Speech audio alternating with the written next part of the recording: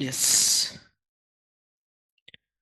Okay, so we are moving ahead. हमने यहाँ पे रुके थे कल कि भाई इतने इंडेस अपने को पढ़ने हैं। यहां तक में कोई डाउट्स हो तो पूछ लीजिएगा, और shall we move ahead now.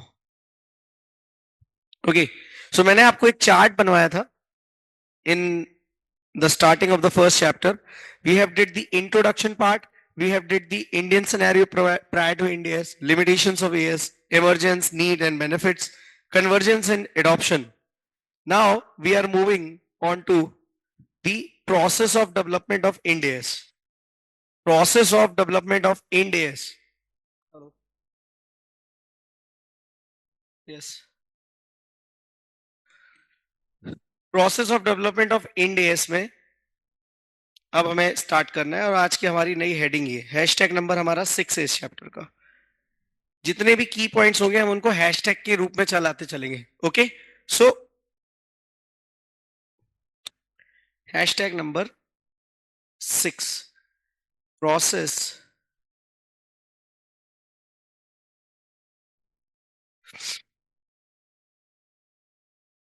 Of development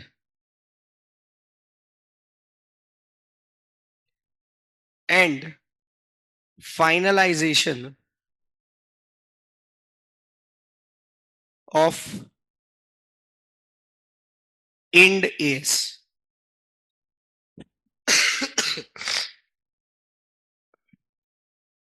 okay, so process of development of finalisation of end S. एक इंड एस कैसे फाइनलाइज होता है, बनता कैसे है, उसका प्रोसेस क्या है डेवलपमेंट का, अब हमें वो सीखना है। तो अगर मैं आपसे रिक्वेस्ट करूं तो मॉड्यूल ये रहा। मॉड्यूल में मैं आपको एक चार्ट दिखाता हूं। This is the chart where we are seeing this.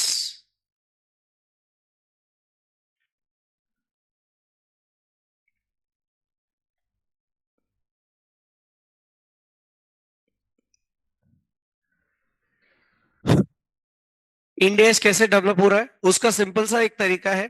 मैंने आपको कल जब इमरजेंस बताया था तो वहां पे मैंने आपको बताया था कि सबसे पहले आया था आईएएससी।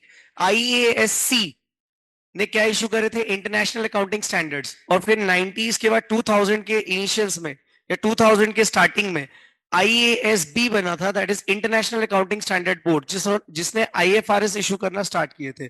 तो जब भी कोई भी इंडेस बनता है उसके पहले जो बैकग्राउंड होता है वो कहां से उठाया जाता है, तो उसके में सबसे पहले ये देखते हैं कि भाई आईएएसबी ने कोई नया स्टैंडर्ड लाया है क्या। अब आईएएसबी कौन सा स्टैंडर्ड लेके आएगी, आईएफआरएस।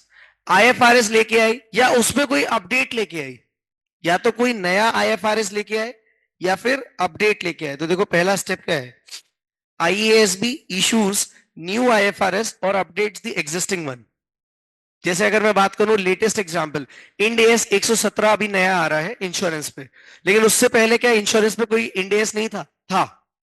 तो आईएफआरएस पहले 4 था जिसको स्क्रैप करके आईएफआरएस 17 लेके आया गया। और मैंने आपको कल जाते जाते नंबरिंग सिखाई थी कि अगर आईएफआरएस वहां पे 4 है तो अपना इंडेक्स कौन सा आया होगा, 104। तो अपन ने भी 104 इशू किया था, और अब 104 को कैंसिल करके 117 लेके आ रहे हैं। So I hope you are getting the point. So सबसे पहले क्या देखा जाता है, आईएएसबी ने कोई नया स्टैंडर्ड लेके आए या फिर पुराने वाले को एग्जिस्ट में अपडेट लेके आए, एग्जिस्टिंग वाले को अपडेट लेके आए। और deliberation and consideration of draft Ind AS in line with the IFRS by ASB. अब इसके बाद पता क्या करता है, जो हमारा अकाउंटिंग स्टैंडर्ड बोर्ड है वो उसी तर्ज पर, आईएफआरएस की तर्ज पे इंड एस का ड्राफ्ट बनाती है। ओके, इंड एस का, good morning Ayush Gupta, end S की तर्ज पे, सॉरी आईएफआरएस की तर्ज पे इंड एस का ड्राफ्ट बनाती है। उसके बाद क्या होता है, उस ड्राफ्ट को सर्कुलेट किया जाता है, circulation of the draft of Ind AS to the council of members of ICI and specified bodies outside. Meeting with the representative of the specified outside bodies to ascertain their views. सबसे पहले draft बनाया, draft बनाने के बाद उसको council members of ICI को circulate किया गया और कुछ स्पेसिफाइड बॉडीज को भी सर्कुलेट किया गया, उनसे मीटिंग करी गई, उनके व्यूज जाने गए, उनके व्यूज और जो कमेंट्स आए उनको इनकॉर्पोरेट किया। सो देखो यहां से चालू हुआ स्टेप 1, देन 2, देन 3, देन 4, 5, उनके इनकॉर्पोरेट किए गए कमेंट्स। फिर उसके बाद इस ड्राफ्ट को पब्लिक कमेंट्स के लिए ओपन किया गया। उन कमेंट उनके उसके बाद जो पब्लिक के कमेंट्स आए उनको रिसीव करने के बाद उस ड्राफ्ट का फाइनलाइजेशन हुआ। फाइनलाइजेशन के बाद ड्राफ्ट नफरा को सबमिट किया गया विद द रिकमेंडेशंस, और फिर नफरा ने उसे नोटिफाई करके एप्लीकेबल कर दिया। So this is the entire process of formulating और डेवलपिंग द इंडेस। सबसे पहले क्या था, आईएफआरएस में या तो कोई नया इंडेस आया, नया आईएफआरएस आया, या फिर एग्जिस्टिंग वाले में कोई अपडेट आई। उसी तर्ज पर अकाउंटिंग स्टैंडर्ड बोर्ड क्या करेगा, एक नया ड्राफ्ट इशू करेगा। उस ड्राफ्ट को वो काउंसिल मेंबर ऑफ आईसीआई को सर्कुलेट करेगा। काउंसिल मेंबर ऑफ आईसीआई को सर्कुलेट करने के साथ साथ स्पेसिफाइड बॉडीज को भी सर्कुलेट करेगा। इसके अलावा उनके जो कमेंट्स है उनको इनकॉर्पोरेट करना, इनकॉर्पोरेशन के बाद पब्लिक कमेंट्स के लिए उसे ड्राफ्ट को प्रस्तुत करना। ड्राफ्ट जैसे ही पब्लिक कमेंट्स के लिए ओपन होता है उसके बाद क्या करेंगे कि भाई जो पब्लिक कमेंट्स है उनको भी इनकॉर्पोरेट करेंगे, और ये जो फाइनल ड्राफ्ट है इसकी कॉपी नफरा के पास जाएगी with all the recommendations of all the comments, that is council members, specified bodies and public. इन तीनों के बाद लास्ट में नफरा if satisfied then issues Ind AS. So this is the entire structure of developing the Indian accounting standards. Is that clear to everyone? Govind, Pankuri, good morning. Aryan bhai, एक बार इसको आप एक बार चार्ट को देखो. I am giving you guys 10 seconds.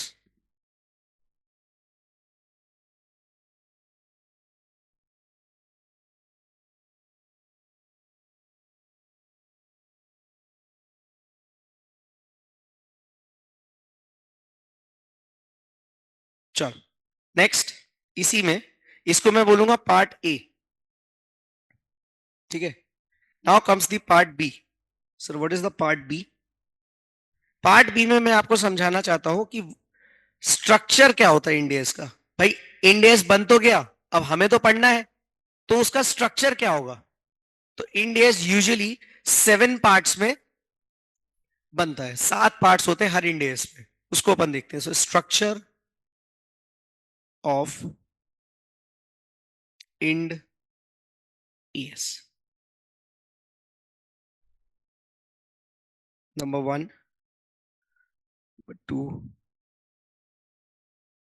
number 3, number 4, number 5, number 6, number 7.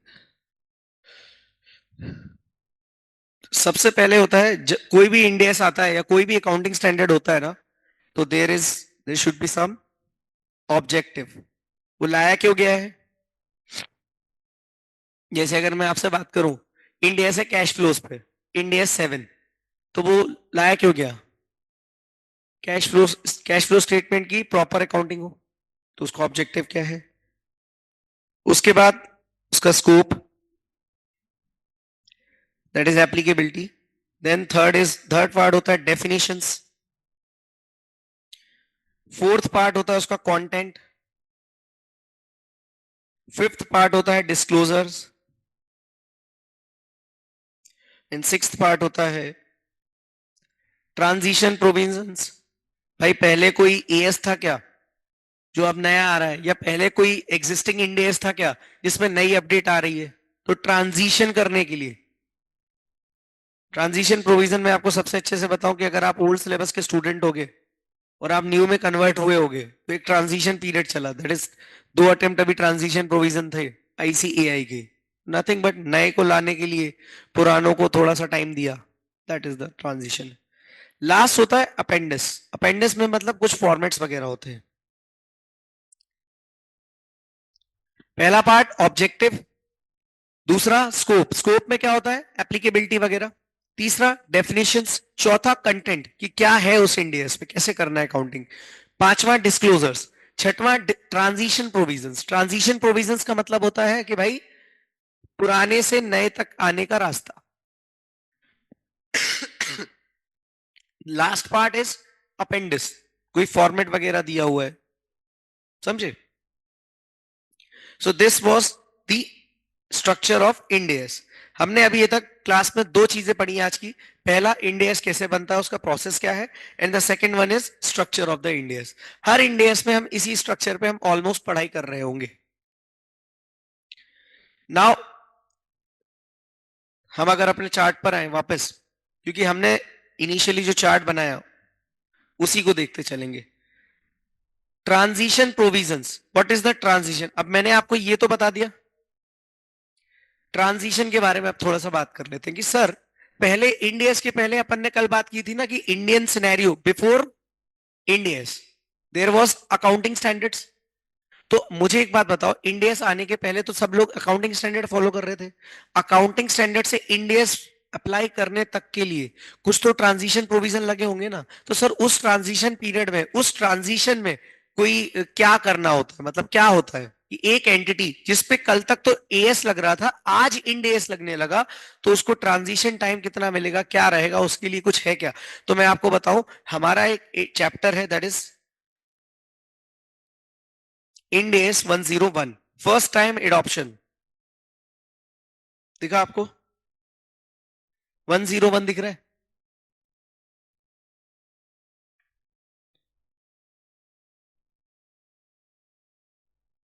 First time adoption. First time adoption, इसका पूरा नाम मैं बोलूं ना, end S 101 that is IFRS 1 and first time adoption of Indian accounting standard.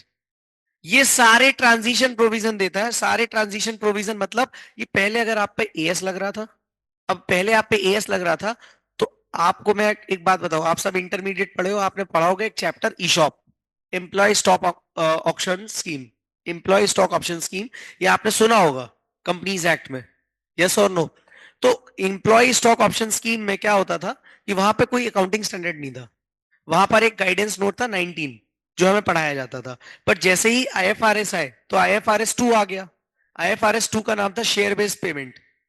तो हमारा इंड एस 2 भी आ गया, 102 आ गया, शेयर बेस्ड पेमेंट। तो अब क्या हुआ कि एक कंपनी जिसपे एएस लग रहा था उसको गाइडेंस नोट फॉलो करना पड़ रहा था, and that was recommendatory in nature. अब उस पे लग गया क्या, इंडेस। जैसे ही इंडेस लगा तो उसको क्या लगाना पड़ गया, इंडेस 102। अब इंडेस 102 एकदम से तो नहीं लगा सकते, तो उसको इस दौरान 101 के प्रोविजंस फॉलो करने थे। 101 क्या बताता था कि ऐसी किसी कंपनी पे जिसपे ई शॉप जो बांट रही है, उसको गाइडेंस नोट 19 फॉलो करना है। गाइडेंस नोट 19 से लेके इंड एस 102 तक की जर्नी 101 बताता है। सिंपल सी अगर मैं बात करूं तो पहले अगर आप पर अकाउंटिंग स्टैंडर्ड लग रहा तो आप पे लग रहा होगा अकाउंटिंग स्टैंडर्ड 10 फॉर पीपीई। यहां पर आपको लगता है इंड एस 16 पीपीई। तो अब आपको पीपीई का जो वैल्यूएशन है, वो पहले आप जो एएस 10 के हिसाब से कर रहे थे, अब आपको किसके हिसाब से करना है, इंड एस के हिसाब से। तो 101 वो रास्ता बताता है, वो ब्रिज कंप्लीट कराता है कि एएस से इंड एस में कैसे आया जाए। Is that clear to you guys? Transition provision के नाम पे मालूम आपको एक पूरा चैप्टर पढ़ना है मेरे साथ। आप अगर अपना मॉड्यूल देखोगे तो एक चैप्टर है इंड एस 101, तो वो पूरा एक चैप्टर पढ़ना है। तो सर वो हम पहले पढ़ेंगे? आंसर इज नो, वो हम सबसे लास्ट में पढ़ेंगे। क्यों? उसे ऐसे ही है हमारा, मैं ऐसे ही पढ़ाता हूँ। तो कन्वर्जन के, अरे पहले इंडियस तो पढ़ ले, फिर तो कन्वर्जेंस पढ़ पाएंगे अपन कि कैसे ट्रांजिशन करना है। ओके, सो ट्रांजिशन प्रोविजन के लिए हेडिंग डालेंगे पार्ट नंबर सी। क्या है हेडिंग इसमें? ट्रांजिशन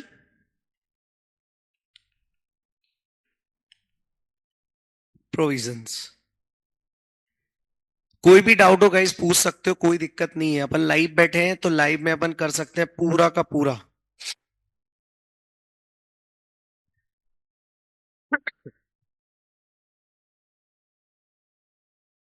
ठीक है, ट्रांजिशन प्रोविजन में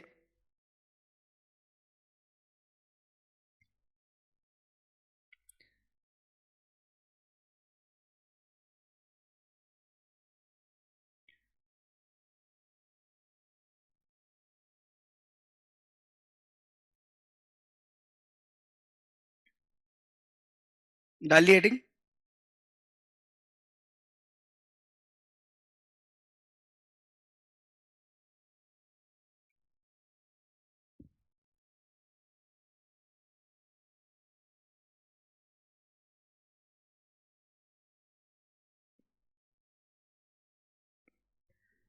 transition provision,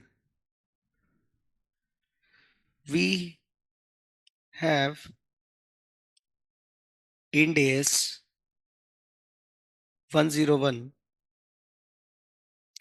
first time adoption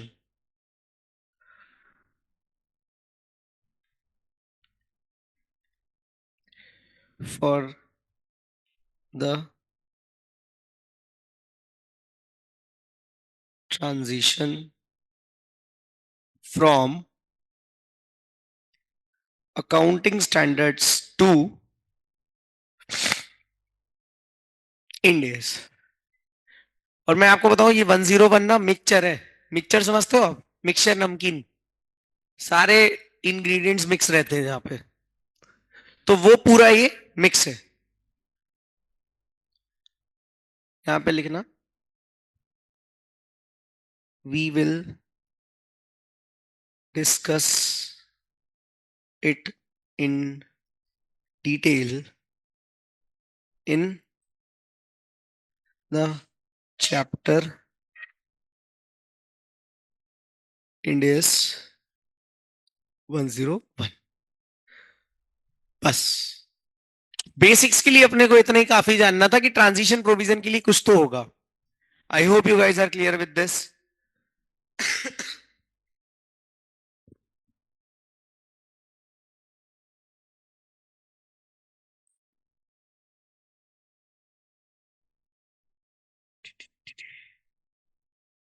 now D, D क्या है? Applicability.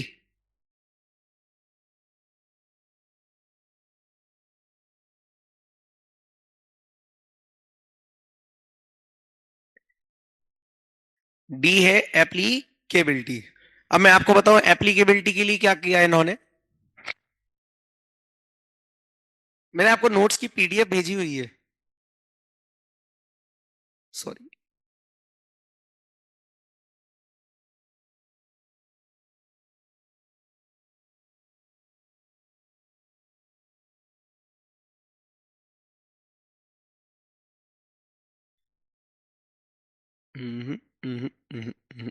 Yes, road map of Indians यहाँ पे मिलेगा आपको।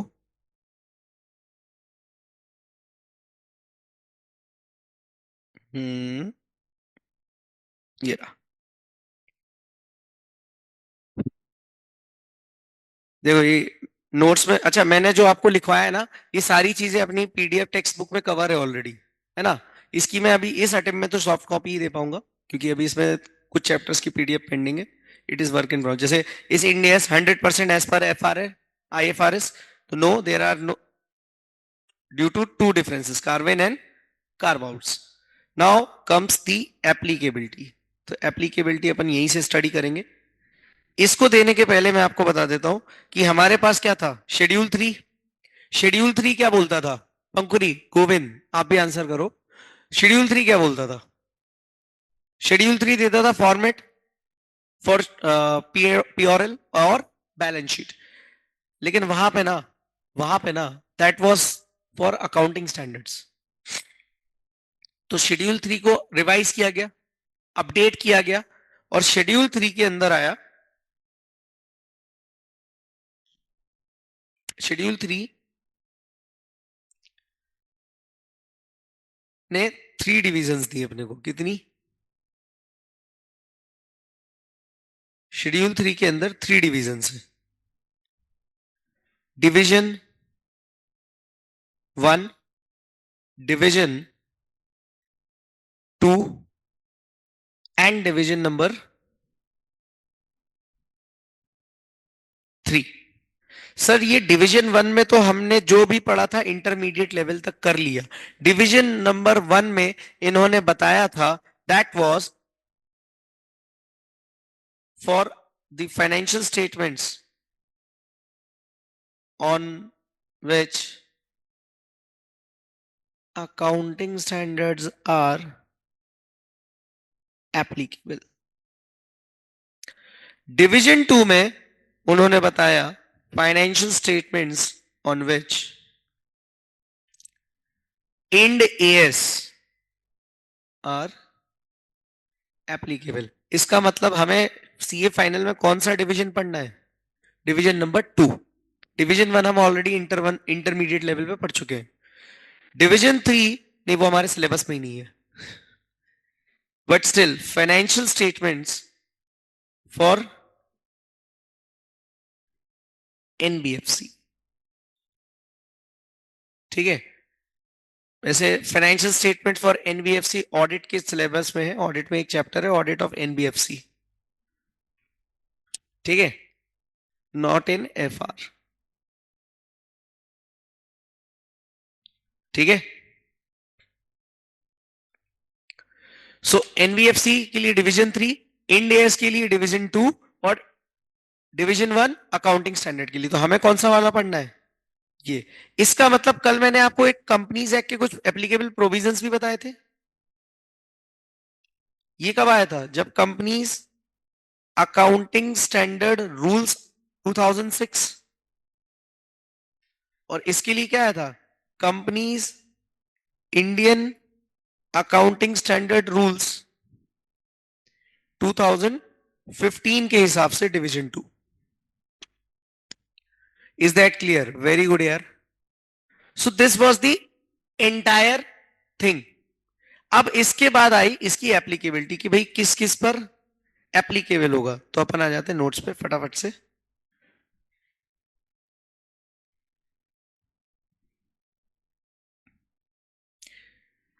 इसका मतलब नोट्स में जो हमें दिया है companies Indian accounting standard rule 2015, उसको अब हम पढ़ने जा रहे हैं. That is the applicability criteria. और मैं यहां पे इसको मेंशन कर देता हूं.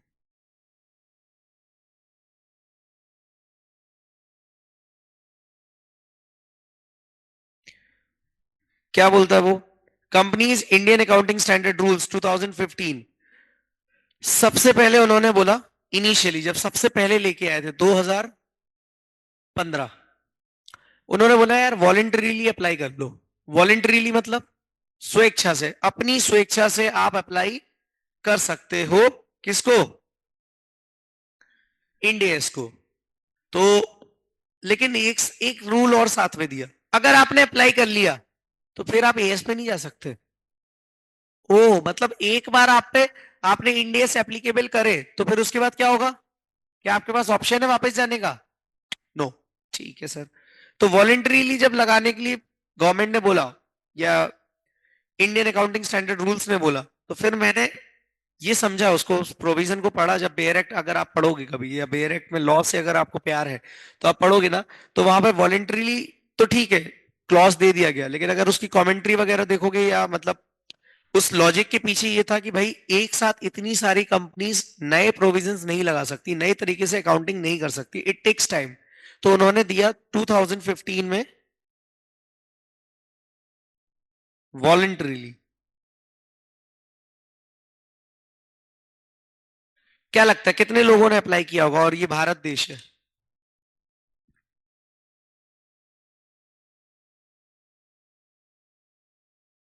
Very less.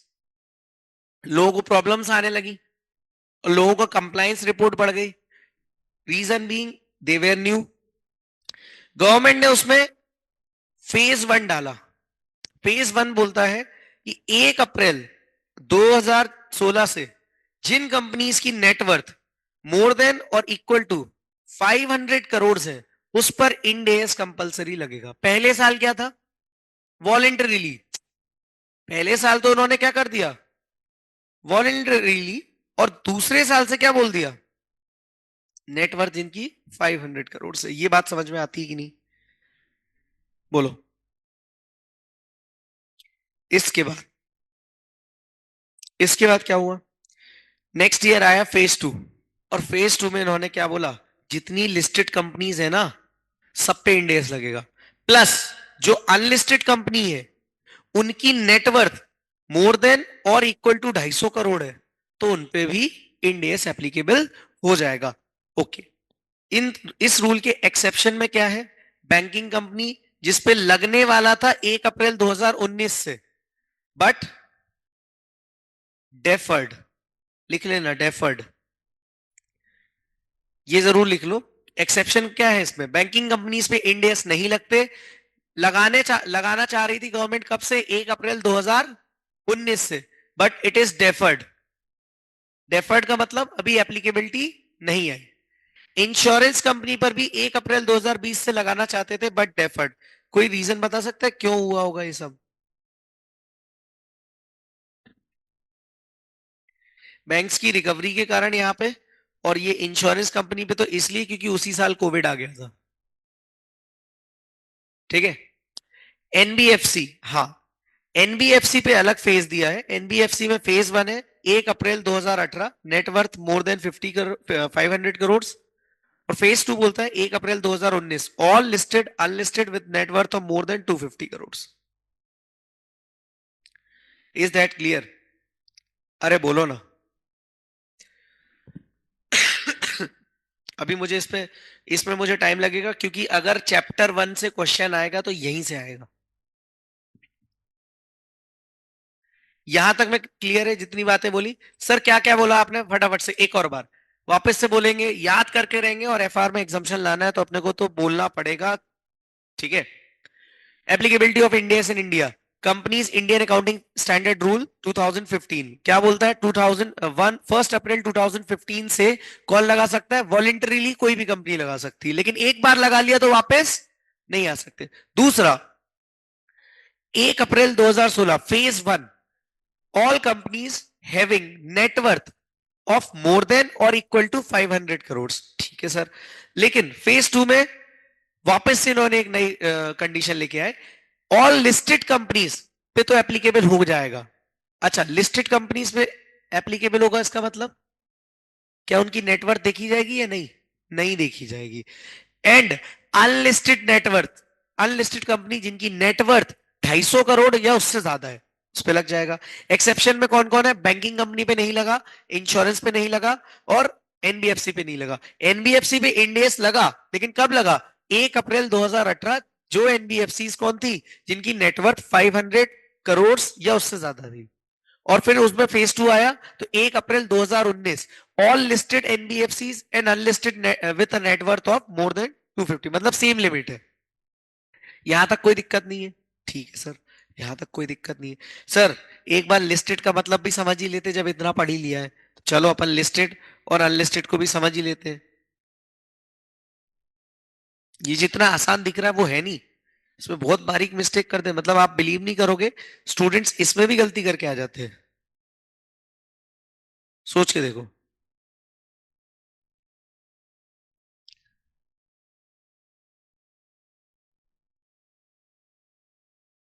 हम्म।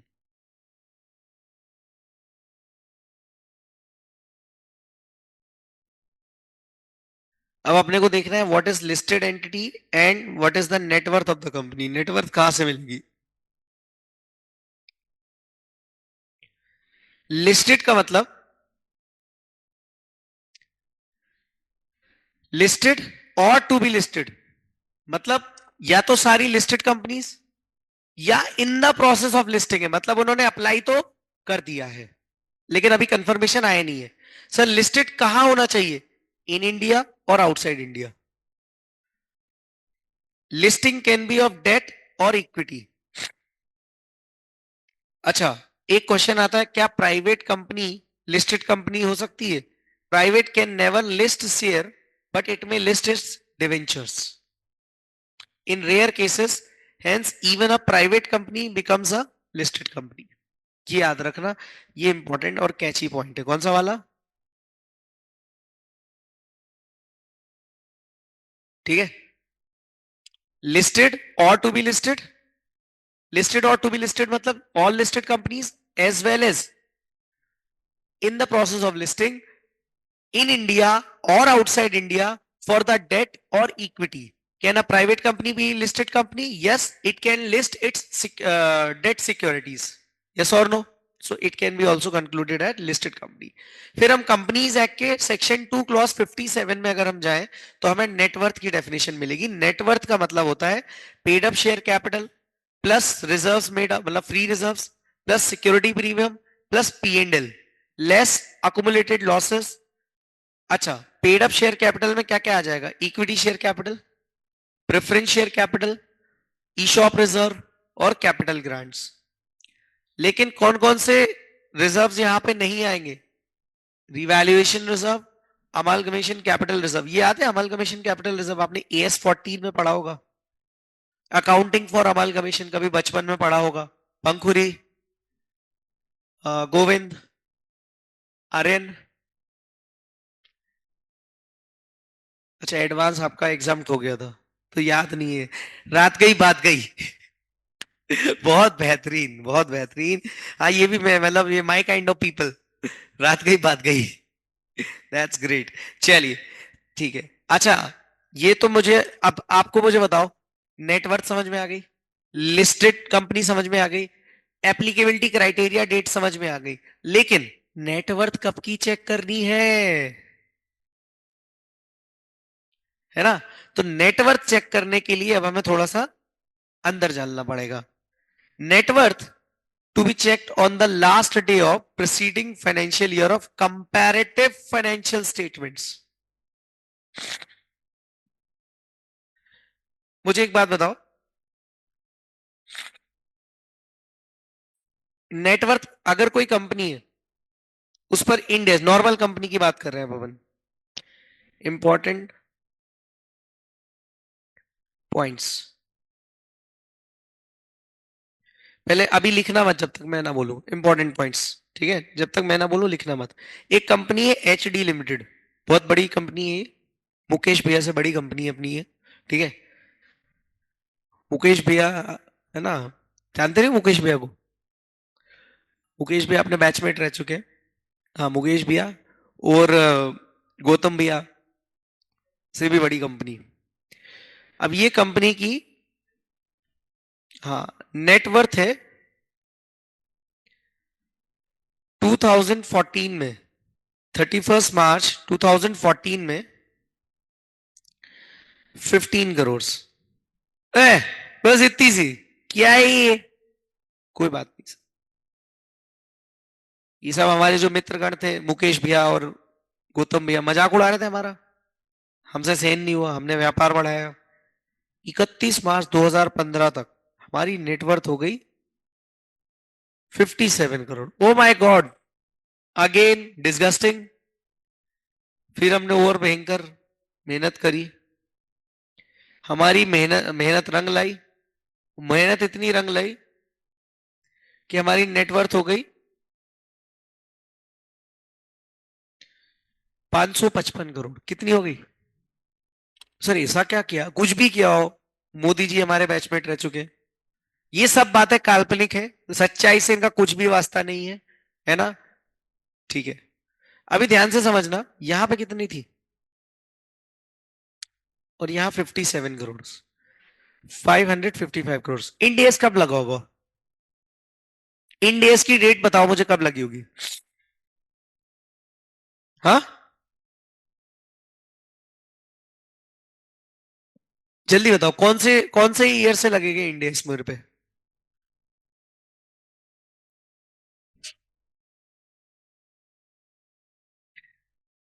वापस से देखना बेटा.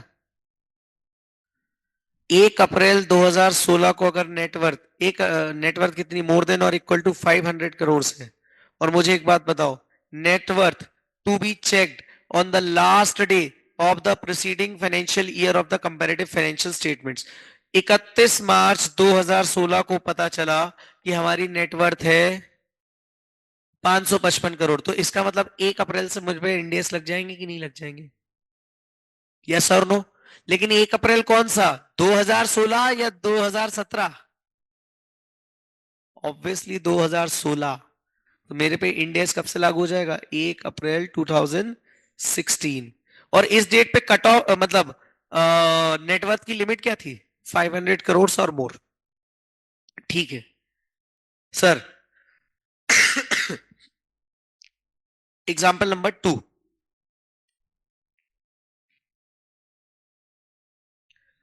31 मार्च 2014, 31 मार्च 2015, 31 मार्च 2016,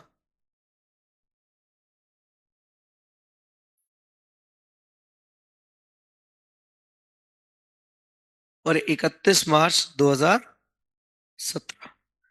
मेरी नेटवर्थ थी यहाँ पे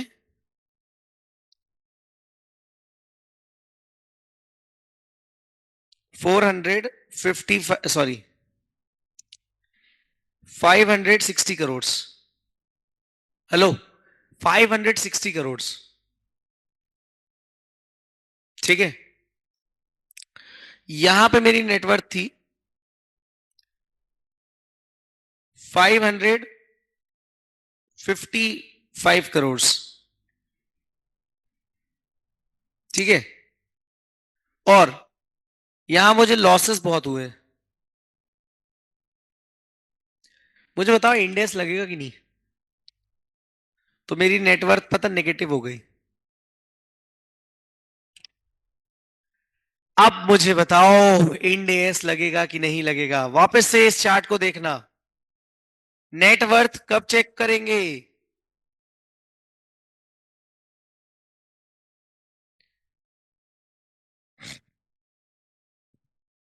अब मुझे बताओ, लोग आके पता क्या बोलने लगेंगे गवर्नमेंट को? बोले यार हमें तो लॉस है ना, और आपने तो कट ऑफ डेट क्या दी थी? 16। लगेगा कि नहीं पहले तो ये बताओ। गोविंद बोल रहे हैं लगेगा। पंखुरी, आर्यन, लगेगा? लग जाएगा। कब से लगेगा फिर ये भी बताइए तो। 1 अप्रैल। 1 अप्रैल 2014 को तो इंडिया ही नहीं था।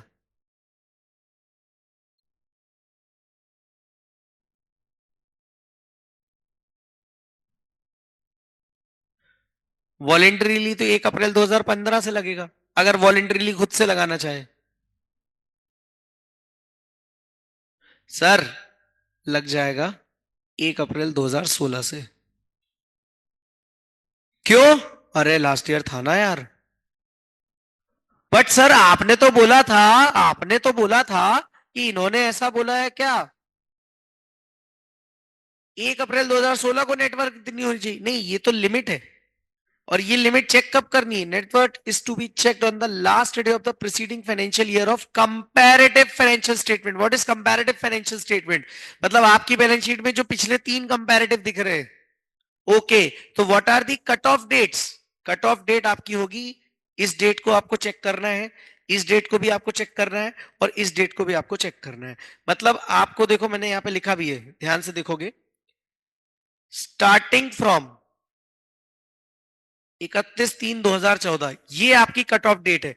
31/3/2014 को चेक करो, क्या 500 या 250 करोड़ से ऊपर है क्या लिमिट? लगा देना। कब चेक करोगे? 31 मार्च 2014 के बाद 31 मार्च 2015 को चेक करो, 31 मार्च 2016 को चेक करो। ये 3 डेट्स पे आपको चेक करना पड़ेगा। These are the cut off dates. तो लिख लो इंपॉर्टेंट, ये एग्जाम्पल लिखा रहने दो, ये रेस कर दो, लिखा रहने देते। तो पॉइंट नंबर 1 इंपॉर्टेंट में, there are cut off dates for applicability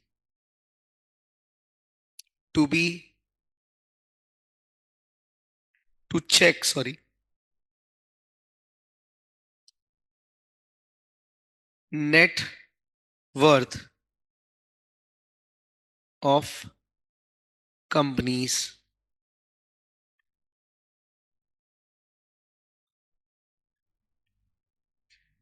अब यहां पे दो चीजें, कट ऑफ डेट क्या है? नॉर्मल कंपनी के लिए और एनबीएफसी के लिए, क्योंकि दो पे ही लग रहा है अभी तो, दो पे लग रहा है। और गौरव भाई ने बिल्कुल, सॉरी गोविंद भाई ने बहुत करेक्ट आंसर दिया यहाँ पे। यहां पे कंपनी पे कब से लगेगा, कब से चेक करोगे? 31 मार्च 2014, और इधर 31 March 2016। Is that clear? Yes और no? Point number 2, Ind AS gave option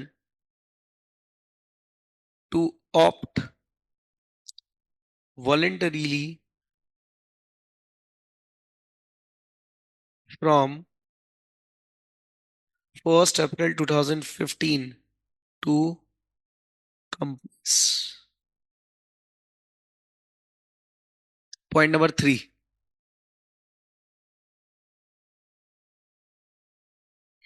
once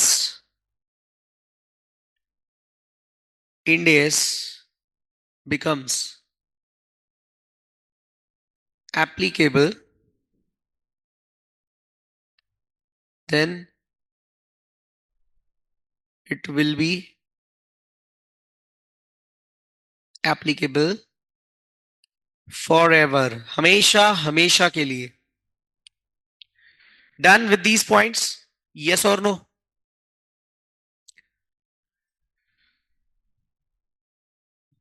पक्का?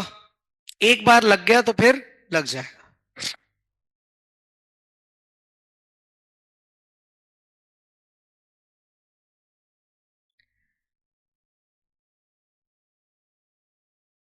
अब एक काम करता हूं ना, मैं कुछ होमवर्क देता हूं ना आज आपको. दूं?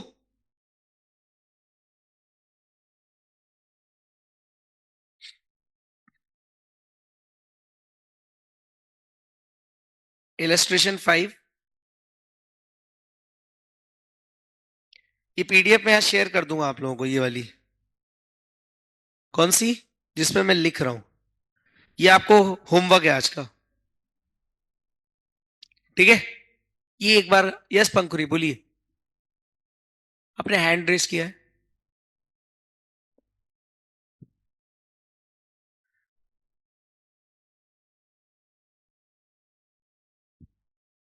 ओके.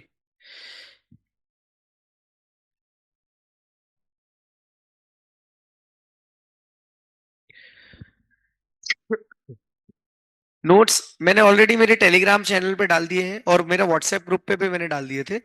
तो मैं वापस से शेयर कर दूंगा क्लास के बाद. और गूगल ड्राइव एक शेयर करूंगा, उस पे सारे हैंड रिटन नोट्स वगैरह सब मिल जाएंगे आपको वहां पे. ठीक है? चलो, ये एक होमवर्क के लिए क्वेश्चन है, इसको ट्राई करना घर पे. ठीक है? चलो, पॉइंट नंबर 4 कर देता हूं थोड़ा.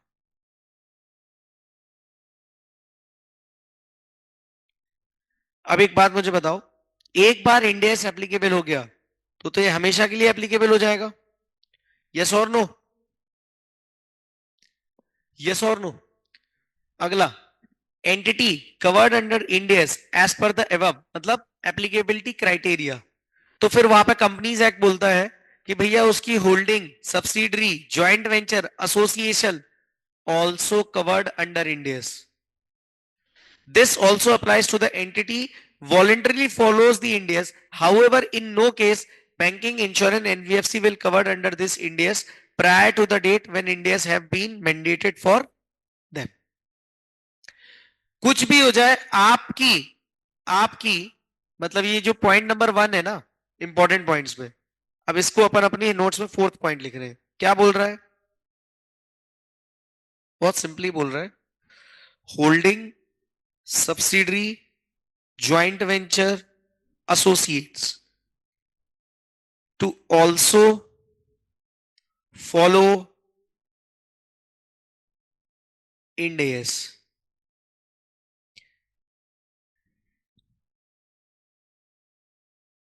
ठीक है? याद रखना. But any banking, insurance, NBFC will not follow it until Ind AS applies to them। Basically उनका कहने का ये मतलब है कि मान लो आप क्या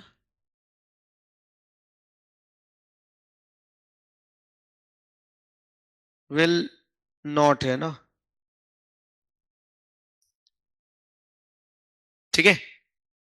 बेसिकली होल्डिंग सब्सिडी मतलब अगर आप किसी कंपनी की सब्सिडरी हो और आप पे इंड एस लग गया तो कहना है आपकी होल्डिंग को भी फॉलो करना पड़ेगा, आपकी ज्वाइंट अरेंजमेंट को भी फॉलो करना पड़ेगा, ज्वाइंट वेंचर को, आपके एसोसिएट को भी फॉलो करना पड़ेगा। बट याद रखना, अगर वो होल्डिंग, एसोसिएट, सब्सिडरी कोई बैंकिंग कंपनी हुई ना तो उस पर नहीं लगेगा, या इंश्योरेंस कंपनी हुई ना उस पर नहीं लगेगा। क्यों? क्योंकि उनपे तो अभी लगा ही नहीं, वो अभी भी previous generally accepted accounting principle, आपने सुना होगा ना, generally accepted accounting principles, gap. तो अपने यहाँ पे गैप क्या है? अकाउंटिंग स्टैंडर्ड और इंड एस। तो अभी जिन पर इंड एस नहीं लगा वो एएस फॉलो कर रहे होंगे, यस और नो।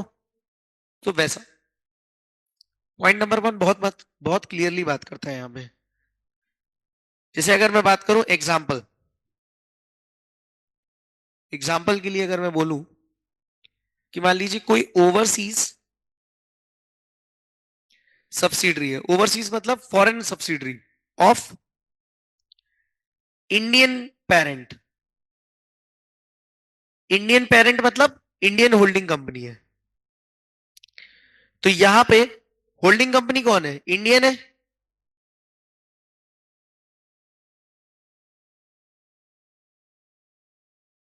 होल्डिंग कंपनी कौन है? इंडियन है। तो उस पे क्या लग जाएगा? उस पे तो इंडियस लग ही रहा है ना। लेकिन जो सब्सिडरी है, सब्सिडरी है, क्या उस पे लगेगा? अरे भाई वो ओवरसीज सब्सिडरी है, उस पे इंडेस क्यों लगेगा? उस ओवरसीज मतलब फॉरेन सब्सिडरी है, उस पे क्यों इंडेस लगेगा? उस पे तो उसके देश के लगेंगे ना। अरे हाँ, तो उसको ट्रांस वो करके देना पड़ेगा, ट्रांसलेट करके देना पड़ेगा, कंपैरेटिव फाइनेंशियल स्टेटमेंट देने पड़ेंगे। क्या करना पड़ेगा? देखो, ये कहलाएगी सब्सिडरी, ठीक है। इस सब्सिडरी पे इंड एस डायरेक्टली लग रहे हैं क्या? नो।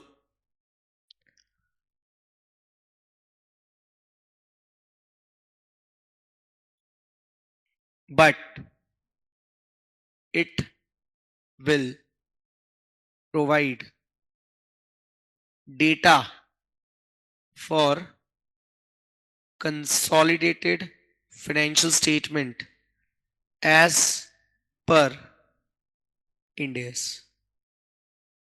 इसको खुद इंड एस फॉलो नहीं करना है। ओके, एक डाउट आया है सर, ये जो होल्डिंग सब्सिडरी वाला है, ये holding subsidiary associate joint venture, इनमें से मान लो मैं एच डी लिमिटेड हूं, मेरी सब्सिडरी है गोविंद लिमिटेड और आर्यन लिमिटेड। अब एच डी लिमिटेड पर अगर इंड एस एप्लीकेबल हो गया तो ऑटोमेटिकली गोविंद और आर्यन दोनों लिमिटेड्स पर इंड एस एप्लीकेबल हो जाएगा। बट सर गोविंद लिमिटेड और आर्यन लिमिटेड का तो इंड एस मतलब नेटवर्थ क्राइटेरिया फुलफिल ही नहीं हुआ। कोई बात नहीं, आप तो एक परिवार में हो ना। और याद करो कल अपन ने एक बेनिफिट पढ़ा था दोस्तों, focus is always on group. Group के बेसिस पे पूरे सीए फाइनल में अपने को ग्रुप के बेसिस पे चलना है। एक पे एप्लीकेबल हुआ, परिवार का एक जना कोविड पॉजिटिव हुआ तो सब निपट जाते थे, तो वैसे ही यहां पे डन गोविंद भाई, अरेन नाउ। लेकिन याद रखना, ओ पहला, वो सब्सिडरी ज्वाइंट वेंचर एसोसिएट क्या नहीं होनी चाहिए? बैंकिंग, इंश्योरेंस या बाहर वाली नहीं होनी चाहिए। अगर बाहर वाला हुआ तो उस पर इंडेक्स तो लगेगा ही नहीं, लेकिन कंसोलिडेशन के पर्पस के लिए उसे डेटा तो देना पड़ेगा। ये बात समझ में आती है आपको? ये बात क्लियरली लॉजिकली बैठ रही है आपके माइंड में कि नहीं? बोलो। एक और एग्जांपल दूं, इसका just opposite example.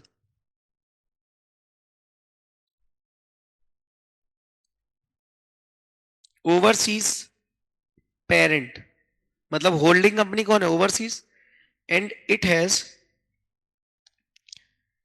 Indian subsidiary.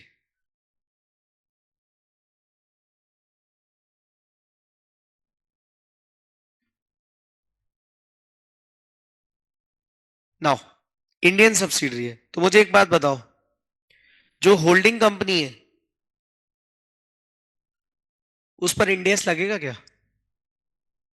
जल्दी आंसर इट, पंकुरी, गोविंद, आर्यन, जल्दी जल्दी जल्दी जल्दी। ओवरसीज पेरेंट है, ओवरसीज मतलब बाहर वाला है, उस पे इंडेस लगेगा क्या? नहीं लगेगा। तो क्या लिखेंगे? इंडेस नॉट एप्लीकेबल। बट मुझे एक बात बताओ ना, इंडियन सब्सिडरी, इस पे इंडेस लग रहा है, इंडियन सब्सिडरी पे इंडेस लग रहा है।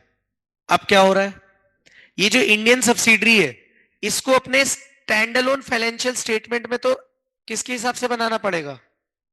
इंडेस के हिसाब से। लेकिन जो कंसोलिडेशन के लिए डेटा देना है वो as per the IFRS of holding company देना पड़ेगा। ये बात समझ में आई? सर आईएफआरएस क्यों? अरे उनका थोड़ी इंडेस होगा।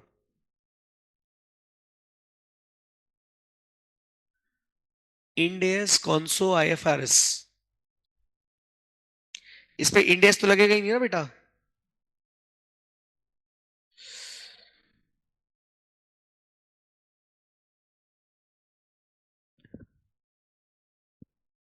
और अच्छा, कंसोलिडेशन किसको बनाना है? इसको।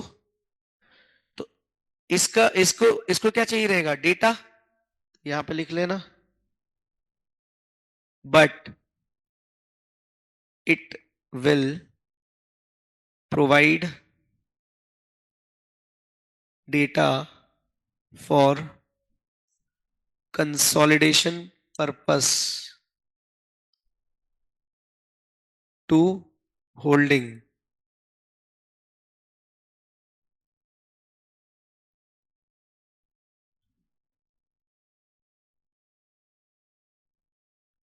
As per IFRS.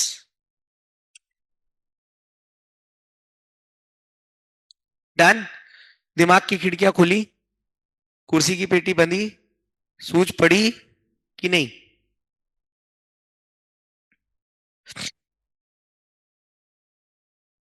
डन डनाडन डन। लिख गया कि नहीं? देखो लिखते चलना, क्योंकि यही नोट से अपने को रिवीजन करना है, और मैं आपको यूट्यूब पे जो रिवीजन भी कराऊंगा ना लास्ट मोमेंट पर, वो भी यहीं से कराऊंगा। कॉपी अपनी बहुत अच्छी बननी चाहिए, ठीक है? यहां तक में कोई डाउट? एक लास्ट एग्जाम्पल है, example 3।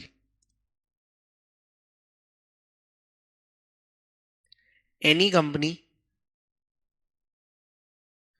On which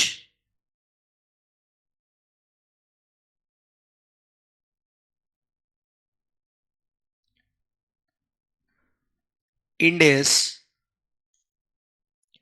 is applicable is parent company, has family member मतलब ग्रुप में, ग्रुप कंपनी समझते हो ना, होल्डिंग सब्सिडी एसोसिएट। तो family member which is bank slash insurance company. तो मुझे एक बात बताओ, कंपनी है उस पे तो इंडेस लग रहा है, जो पेरेंट कंपनी है, लेकिन मान लो उसकी जो सब्सिडरी है वो क्या है? या तो बैंक या फिर इंश्योरेंस। तो क्या इन पर इंडेस लगेगा? नहीं, but again they will provide data as per Ind AS to parent company for consolidated financial statement. Sir applicable नहीं है लेकिन डेटा तो देना पड़ेगा.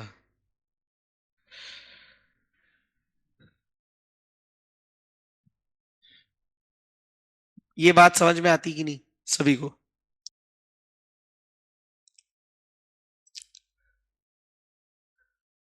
नाउ तो हमने पूरा ये देख लिया एक बार कि भाई इंड एस की एप्लीकेबिलिटी क्या है. तो कंपनीज इंड एस रूल्स हमने पढ़े, हमने एप्लीकेबिलिटी क्राइटेरिया देखा, रोड मैप देखा, लिस्टेड क्या होता है, अनलिस्टेड क्या होता है, और नेटवर्क देख ली. इंपॉर्टेंट पॉइंट्स को भी हमने नोट किया, कट ऑफ डेट समझ ली. ठीक है, कट ऑफ डेट्स के बाद हमने इंडियस ने जो जो ऑप्शंस दिए वो उस पे आ गए हम. Holding subsidiary associate joint venture भी देख लिया कि भाई उस पे नहीं लगेगा अगर वो ग्रुप के मेंबर भी हैं, लेकिन उनको डेटा देना पड़ेगा. समझ में आया? डेटा तो देना पड़ेगा. अब थोड़ा सा मॉड्यूल में क्वेश्चन क्वेश्चन सॉल्व कर ले. चैप्टर 1 में क्वेश्चंस है ना.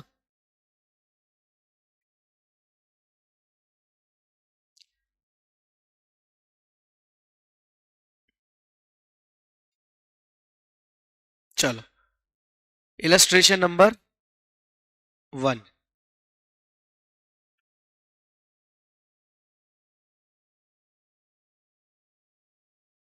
अच्छा एक मिनट, एक चीज और पूछ रहा हूं. जैसे मान लो मैंने यहां पे लिखा था any company on which India is applicable is parent company, और उसकी फैमिली मेंबर है बैंकिंग और इंश्योरेंस कंपनी. अगर इसी का जस्ट उल्टा केस हो, मतलब होल्डिंग कंपनी हो बैंकिंग या इंश्योरेंस कंपनी और सब्सिडरी हो जिसपे इंडिया से एप्लीकेबल होगा, तो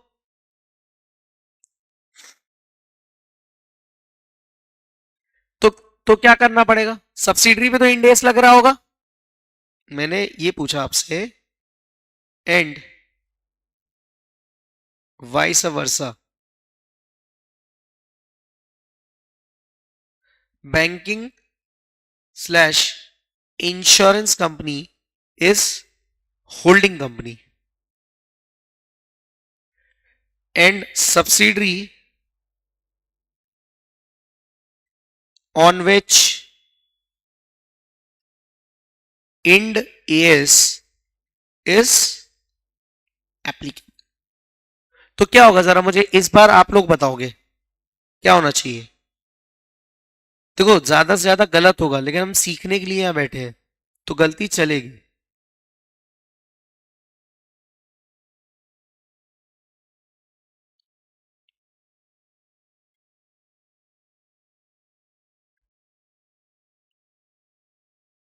क्या होना चाहिए? कुछ नहीं sir, bank and insurance company जो है ना, ये होल्डिंग है एंड इन पर इंड एस एप्लीकेबल नहीं है, बट इनकी जो सब्सिडरी है उस पर इंड एस एप्लीकेबल है. यस और no? And it will provide, subsidiary will provide data to holding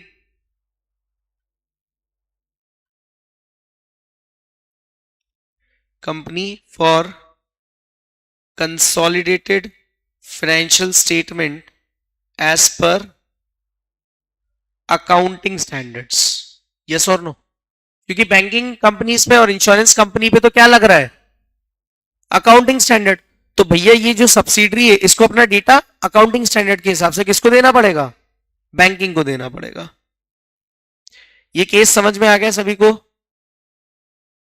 done. चलो अब अपन थोड़ा मॉड्यूल के क्वेश्चंस कर लेते हैं जो एग्जाम में आने की ताकत रखते हैं। इस चैप्टर में कुछ भी ऐसा बड़ा वो नहीं है कि हम ना कर पाए।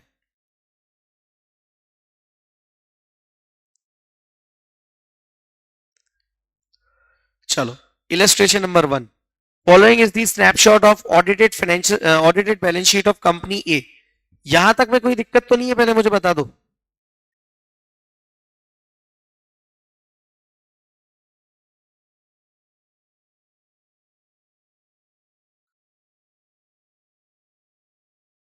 ये एग्जाम्पल 4 हो गया आपका।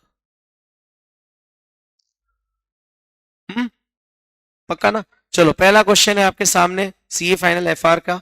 चलो, following is the snapshot of audited balance sheet of company A as on 31 March 2014। Company A के इक्विटी शेयर्स लिस्टेड है, लिस्टेड कंपनी है ये on Bombay stock exchange since 2010। Equity share capital 160, ये सब दिया है। बैलेंस शीट के आइटम्स दिए, रिवैल्यूएशन भी दिया है, जनरल रिजर्व भी दिया है, पी&एल है, लाइबिलिटीज है, फिक्स्ड एसेट्स है, इन्वेस्टमेंट है, करंट एसेट्स है, मिसलेनियस एक्सपेंडिचर है। As per the road map which phase company A will fall into? Is it possible for banking company or NBFC to have subsidiary who are nor banking company nor NBFC business? Yes, there are rare examples, but yes, this is possible that banking company की कोई subsidiary normal company भी हो, और foreign में ये common है। Okay, now जरा ये क्वेश्चन देखो और मुझे बताओ कि कौन से फेज में कंपनी फॉल होगी। सबसे पहले अपने को क्या करना पड़ेगा, नेटवर्थ कैलकुलेट करनी पड़ेगी भाई। जरा नेटवर्थ कैलकुलेट करते हैं अपन। नेटवर्थ कैलकुलेट करेंगे तो मुझे बताओ नेटवर्थ में क्या क्या आ जाएगा। सर 160 आ जाएगा, 200 आ जाएगा, 150 आ जाएगा। How much it is? और ये 75 भी आएगा, ये नहीं आएगा, रिवैल्यूएशन रिजर्व नहीं आता है। 160 plus 200 plus 150 plus 75 less miscellaneous expenses,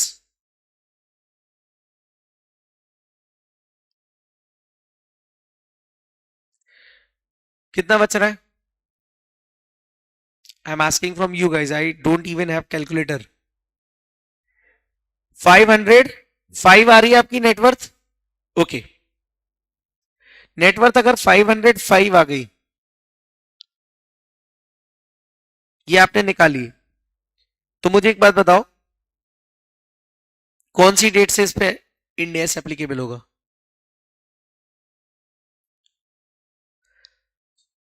1 April 2016। पहले वाले का आंसर क्या होना चाहिए? 1 अप्रैल 2016। कैसे लिखोगे? Solution, calculation of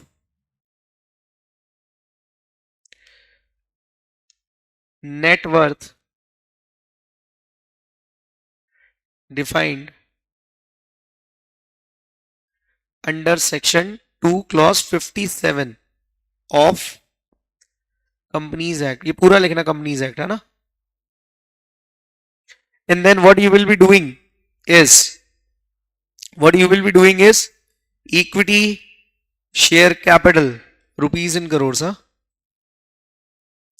160 security premium 200 general reserve 150 P&L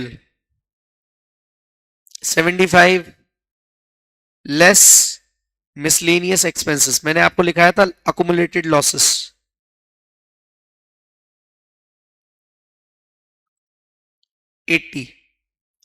how much it is? 505। ठीक है, note, we will not consider revaluation reserve or calculation of net worth। Yes और no?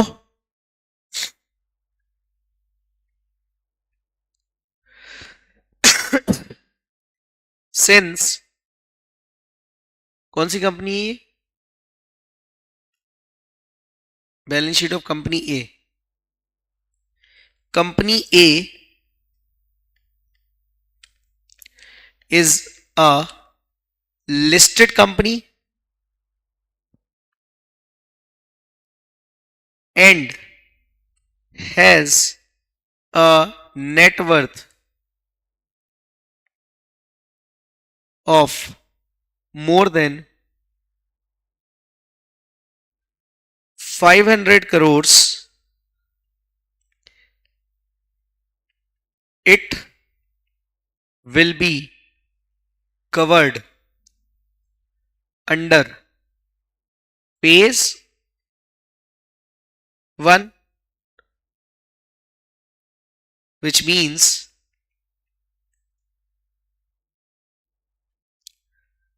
Ind AS will be applicable to it from year starting from 1st April 2016 onwards. बोलो. कुछ भी अपने को hard and fast नहीं लिखना, theory ऐसी लिखते. जो हमने सीखा हमने उसको लिख दिया. लेकिन इसमें दो पार्ट्स थे ना. Will your answer will change if company A is an unlisted company. भाई पहले फेज में तो बोला ही था कि कंपनीज चाहे वो लिस्टेड हो या अनलिस्टेड 500 करोड़ या उससे ऊपर हो तो 1 अप्रैल 2016 से इंडियस लग जाएगा. यस और नो? तो मुझे बताओ क्या आपका आंसर चेंज हो रहा है यहां पे? तो क्या लिखोगे?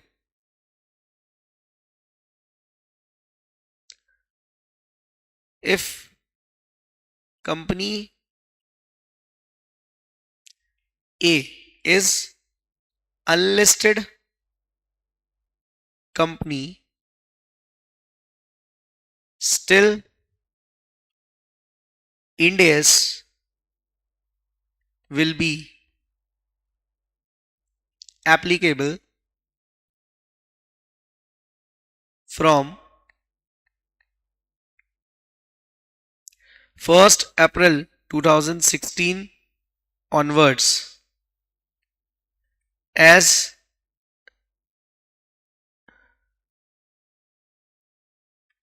it covered under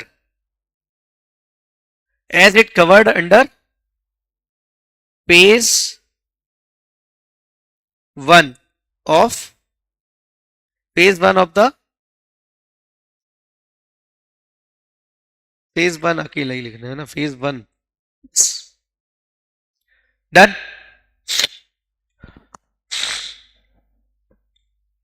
यहां पे कोई दिक्कत? गोविंद भाई, आर्यन भाई, चलो. Then moving on to the next question. क्या बोल रहे? इलस्ट्रेशन 2 क्या बोलता है? Let's say in illustration 1 the balance of P and L is -375 crores. ठीक है. When Ind AS should be applicable to the company A. Will you change your answer if company A is an unlisted company? अब मुझे एक बात बताओ, आपकी network change हो जाएगी कि नहीं? बोल रहा है सेम डेटा जो इलस्ट्रेशन 1 में दिया है वहां पे बस एक चीज चेंज करनी है, दैट इज क्या?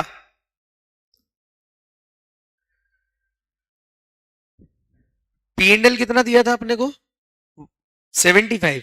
इसको करना है -375. जरा इसको इसमें 505 में से 75 लेस करो.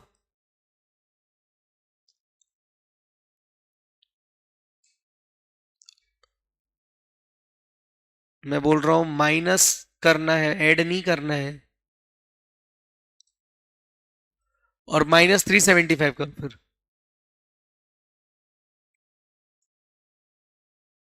कितना बच रहा है? 55 करोड़ द नेटवर्थ इज। अब मुझे एक बात बताओ, अगर आपकी कंपनी की नेटवर्थ ही 55 करोड़ है तो क्या आप पे इंडियस एप्लीकेबल होगा? हाँ, भले ही फिर वो लिस्ट, अच्छा लिस्टेड कंपनी है तो एप्लीकेबल हो जाएगा फेज 2 में। लिस्टेड कंपनी है तो फेज 2 में एप्लीकेबल हो जाएगा, यस और नो। लेकिन अनलिस्टेड है तो नहीं होगा। तो मुझे एक बात बताओ, इसका आंसर अगर आप देखोगे ना तो इन्होंने स्टेटमेंट फॉर्म में दिया है।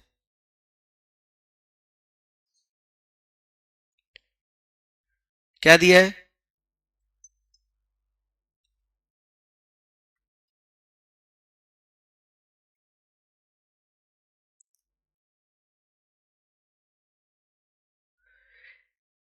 If the balance of P&L is negative 375 crores, the net worth will be 55 crores. कैसे आया? इन्होंने कैलकुलेशन दिया, अपन तो स्टेटमेंट बना के कर सकते हैं, ठीक है। It does not meet the criteria mentioned in phase 1 listed or the net worth 500 or more. Company A is listed company, then the Ind AS will be applicable to the company for the accounting period from 1st April 2017. लेकिन अगर if company A is unlisted, then Ind AS will not be applicable until it reaches the net worth criteria. बोलो ये कर पाओगे? ये homework दे दूं मैं आपको, क्वेश्चन नंबर 2 होमवर्क कर लोगे? डन।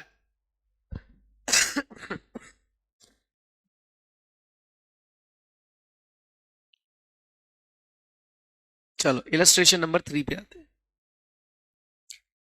अब थोड़ा सा सावधान रहना है अपने को।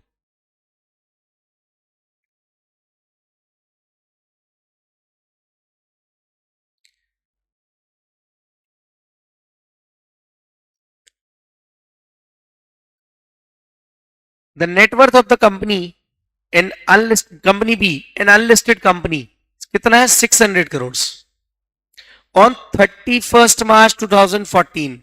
However, due to losses incurred in financial year 14-15, the net worth of the company was 400 crores on 31st March. From when the company shall apply Ind AS? मुझे एक बात बताओ, कट ऑफ डेट्स अपन कहां से देखते हैं? 31 मार्च 2014 या 31 मार्च 2015 या 31 मार्च 2016? यहां पे कितनी दी? 600 करोड़। यहां पे 400 करोड़। ठीक है, कंपनी पे इंड एस कब लगेगा?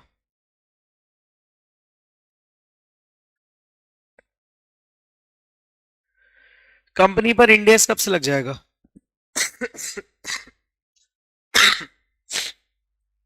मैंने आपको बताया था कट ऑफ डेट्स के बारे में। कट ऑफ डेट मतलब आपको लिमिट कब से चेक करनी है? 31 मार्च 2014 से। एनी हाउ 31 मार्च 2014 पे 600 करोड़ था ना, अप्लाई कर दो। कब से? 1 अप्रैल 2016 से Ind AS will be applicable. क्यों?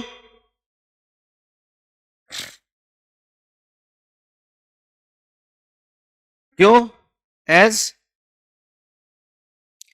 Companies net worth was more than 500 crores as on cut off date. Sir but next year तो 400 करोड़ ही थी। कुछ लोगों को ये डाउट आ सकता है कि भाई 400 करोड़ तो नेक्स्ट ईयर थी, तो अपन ने ये 600 वाली क्यों देखी? तो इंड एस बोलता है कि भाई कट ऑफ डेट है। कट ऑफ डेट मतलब वॉलेंट्री की 1 साल पहले, और उन्होंने क्लियरली बोला है कि immediately preceding financial year of the comparative financial statement. तो कंपैरेटिव में तो ये भी आ गया ना, या तो यहां पे एप्लीकेबल हो जाता या यहां पे एप्लीकेबल हो जाता। यहां नहीं भी हो रहा, क्यों? क्योंकि पहले ही हो गया। गोविंद भाई ये बात समझ में आई कि नहीं?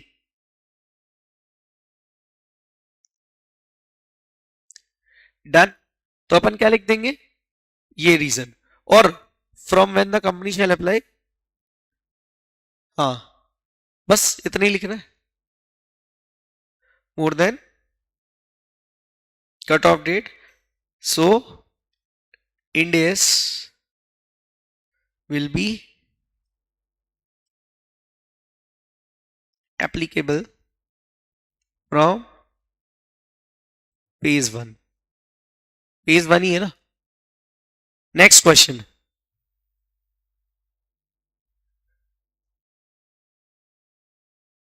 नेक्स्ट क्वेश्चन, क्वेश्चन नंबर 4 है। ये सारे क्वेश्चन एग्जाम में आने लायक है भाई,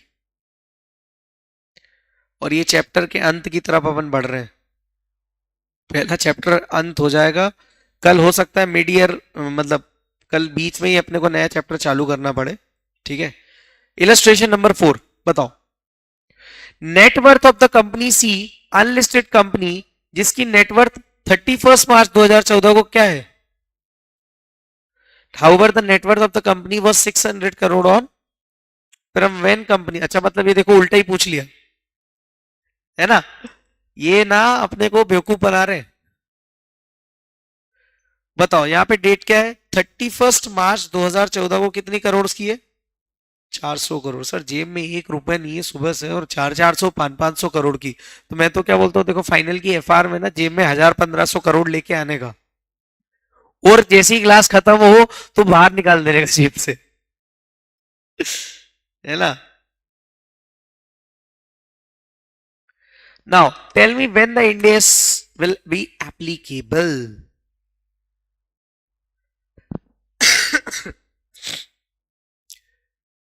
Still फर्स्ट अप्रैल 2016 को ही एप्लीकेबल होगा इंड एस, क्यों, क्योंकि सर कट ऑफ डेट तो 31 मार्च 2014 है, वहां पे 400 करोड़ था, नहीं एप्लीकेबल हुआ।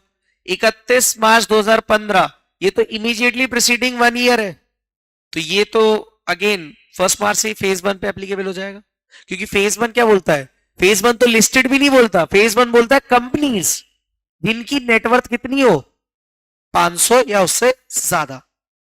सो क्या लिखेंगे अपन,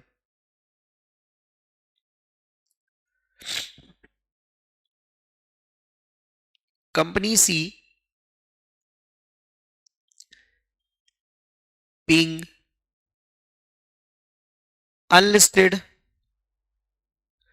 company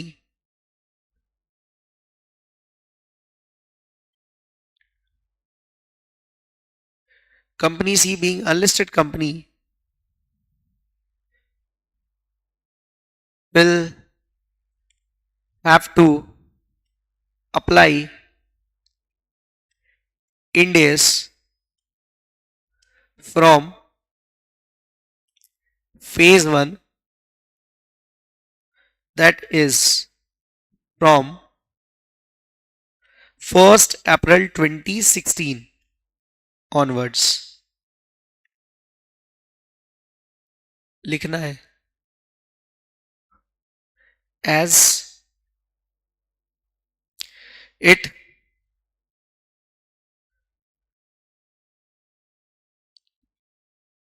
as it crossed the threshold limit of rupees 500 crores or more,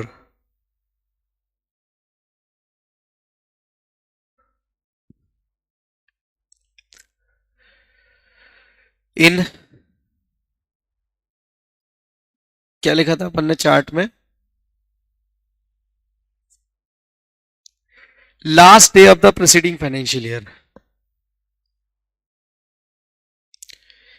last day of preceding financial year.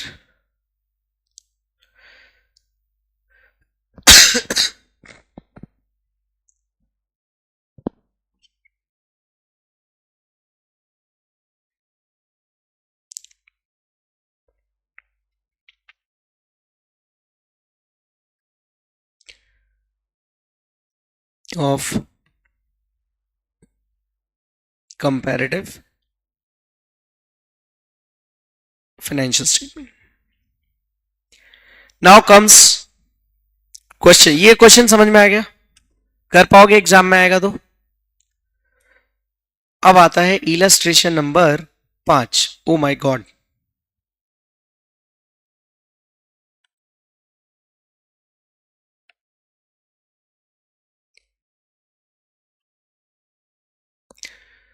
Govind भाई, all good, all set?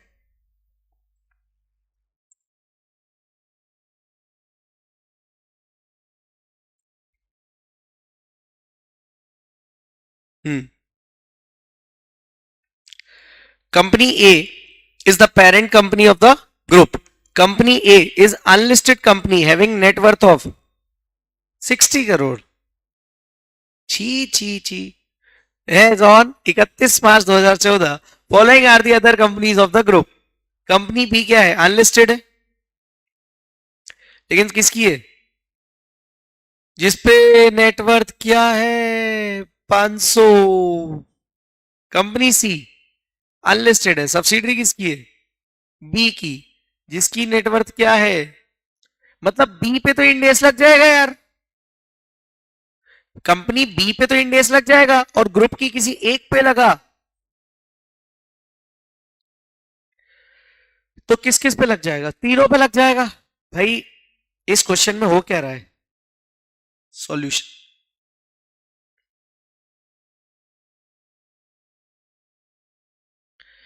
Company ए, उसकी नेटवर्थ कितनी है?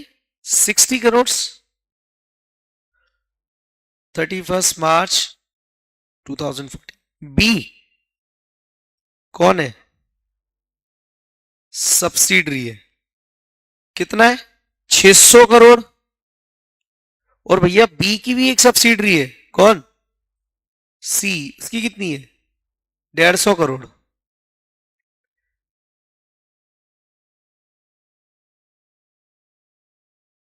ये इसकी सब्सिडरी है. कैन आई से? हमने एक रूल लिखा था, important point. Holding subsidiary associate joint venture, ये तीनों का क्या हो जाएगा? ये तीनों क्या हो जाएंगे? कोई भी परिवार का एक हुआ जिसपे एप्लीकेबल हुआ इंडेस, तो हम कुछ नहीं, यही रूल उठा के कॉपी पेस्ट मार देंगे.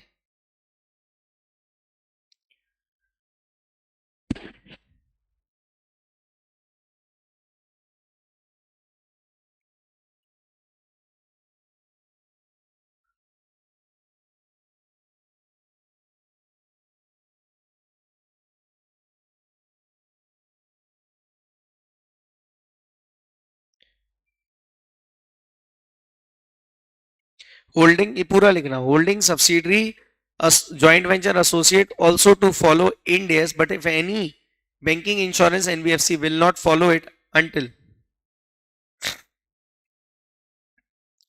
and in this case company B whose net worth crossed 500 crores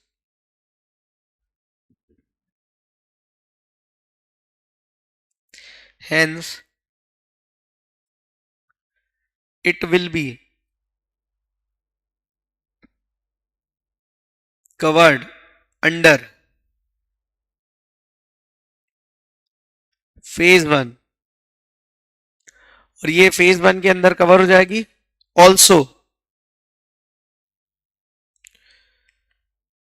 also Ind AS will be applicable to other companies of group, that is company A and company C, irrespective of the net worth criteria. Done done done done done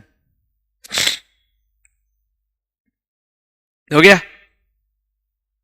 next. अरे बहुत छोटा question है ये तो।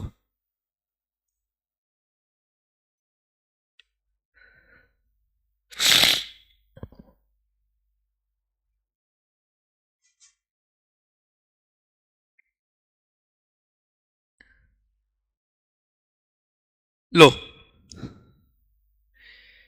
Structure company D का है। Company D की एक सब्सिडरी है ई और एच, और फिर ई की भी एफ और जी, और एच की भी आई।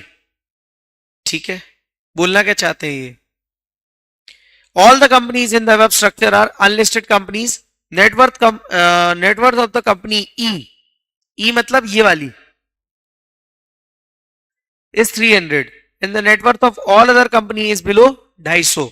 To which company would Ind AS will be applicable? मुझे बताओ, इस पर 300 करोड़ से मतलब इस पे 1 अप्रैल 2017 पे तो Ind AS लग जाएगा।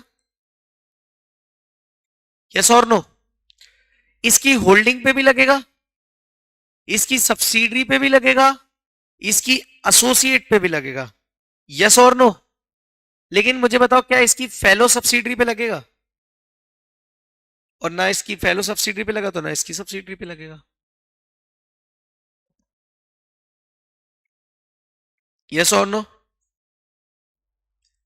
तो एक रूल और हमें यहां पे समझ में आया कि इंड एस किस किस पे लगता है? Holding, subsidiary, associate, joint venture. लेकिन क्या फेलो सब्सिडरी पे लगता है? Answer is no. तो एक रूल अब यहां पे point to be kept in mind में लिख लेते हैं ना।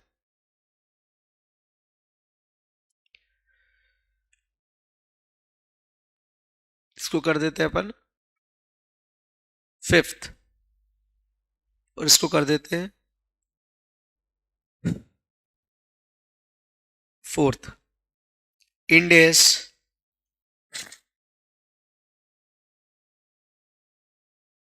ये, एक मिनट, इसी को कर देते हैं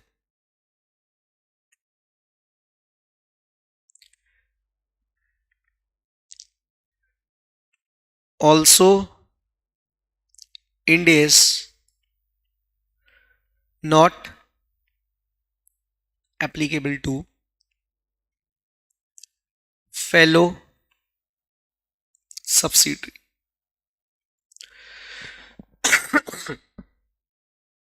done done for the day. तो बताओ किस किस पे एप्लीकेबल हो जाएगा? इसका तो डायरेक्ट सॉल्यूशन देख सकते हैं भाई।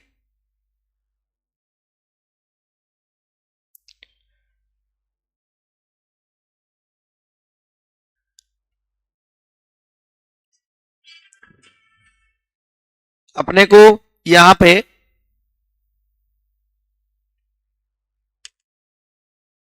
ये देखना रहेगा। रीड इट, रीड किया? इसमें क्या था? If Ind AS is applicable to a company, it will be applicable to its holding, subsidiary, associate and joint venture. Net worth of the company is above 250, so it will cover under phase 2 of the roadmap। मतलब 1 April 2017 से इस पे applicable हो जाएगा Ind AS, और 1 April 2017 से इसके साथ साथ इसकी सब्सिडरी, एसोसिएट और होल्डिंग पर भी एप्लीकेबल हो जाएगा।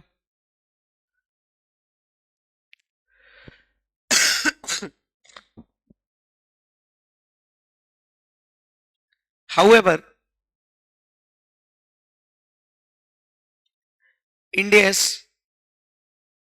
won't be applicable, ये लिख लो साथ में, नहीं तो वो बड़ा आंसर है, टू फेलो सब्सिडरीज।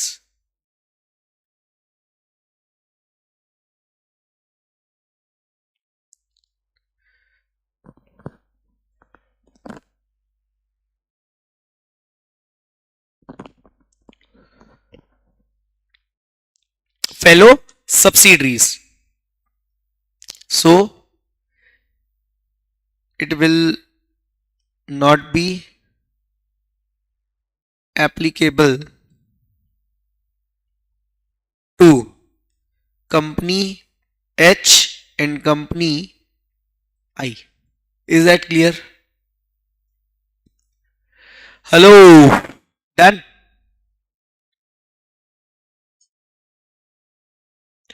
हमने ऑलमोस्ट सारे क्वेश्चन करने की पूरी कोशिश है हमारी।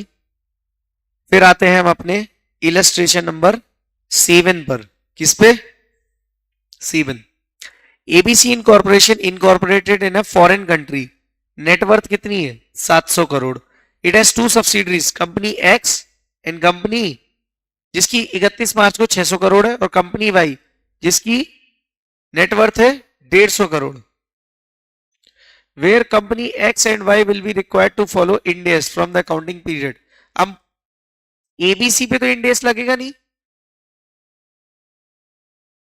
क्योंकि वो तो फॉरेन कंट्री में है।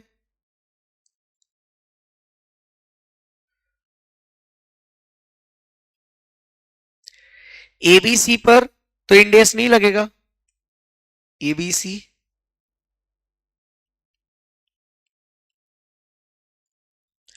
नेटवर्थ 700 करोड़ है, फॉरेन कंट्री में है, इसकी 2 सब्सिडरी है।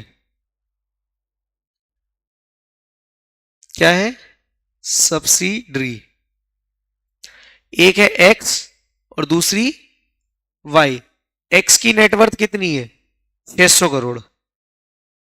नेटवर्थ ऑन 31 मार्च 14, और इसकी कितनी? 150 करोड़ ऑन 31 मार्च 14।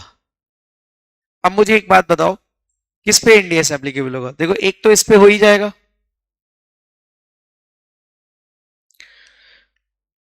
कौन सी डेट से होगा?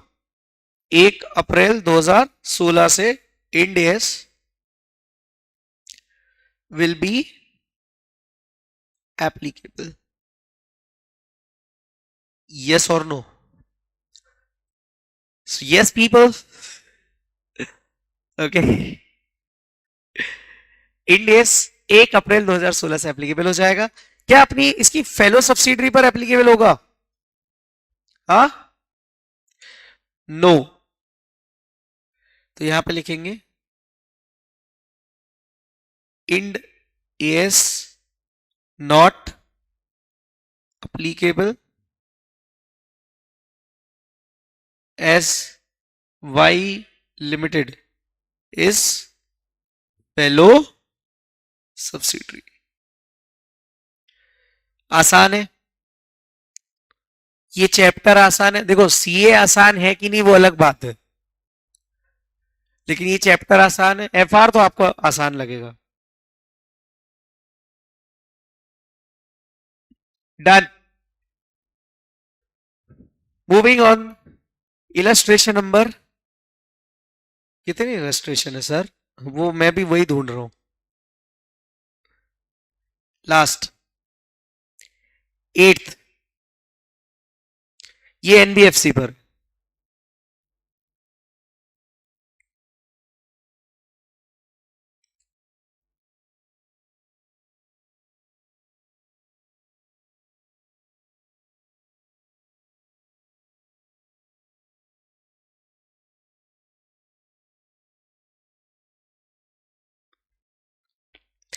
क्या बोल रहा है? Road map Ind AS is applicable to company X from financial year 2017-18।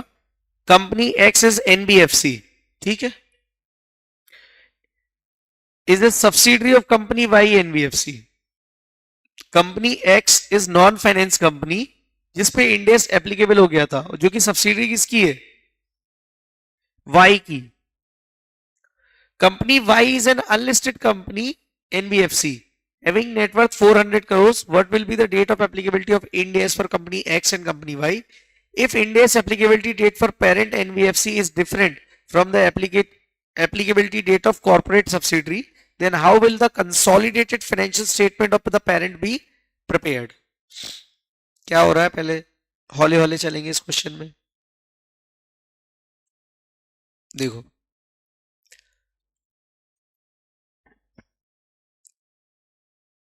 एक है कंपनी वाई, जो कि क्या है, एनबीएफसी है। नेटवर्थ कितनी इनकी, 400 करोड़। इसकी एक कंपनी है एक्स, जो कंपनी सिर्फ, और क्या है, क्या इस पे इंडेस एप्लीकेबल है? यस। तो हम यहां पे क्या लिखेंगे, सबसे पहले तो लिखेंगे क्या, कि any holding subsidiary associate joint venture, if any company if in any company India's is applicable, then its holding subsidiary associate joint venture also India's will also get applicable, yes or no? But if such company in the group is a banking, insurance or NBFC, then the India's will not be applicable till the time India's applicable on the mentioned entities, yes or no? तो हमने ये जो line लिखी थी ना यहाँ पे, ये वापस से लिखनी है।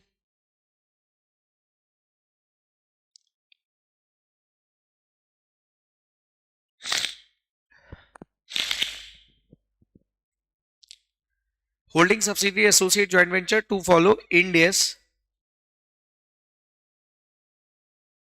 if in any company Ind AS is applicable,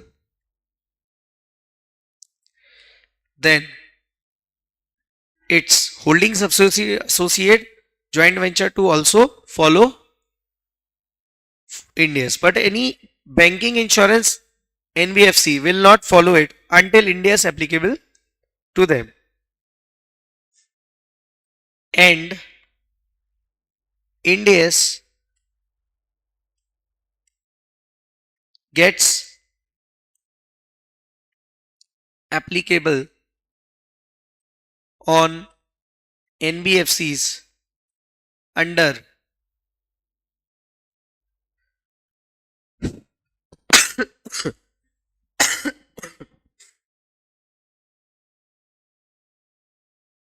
phase 1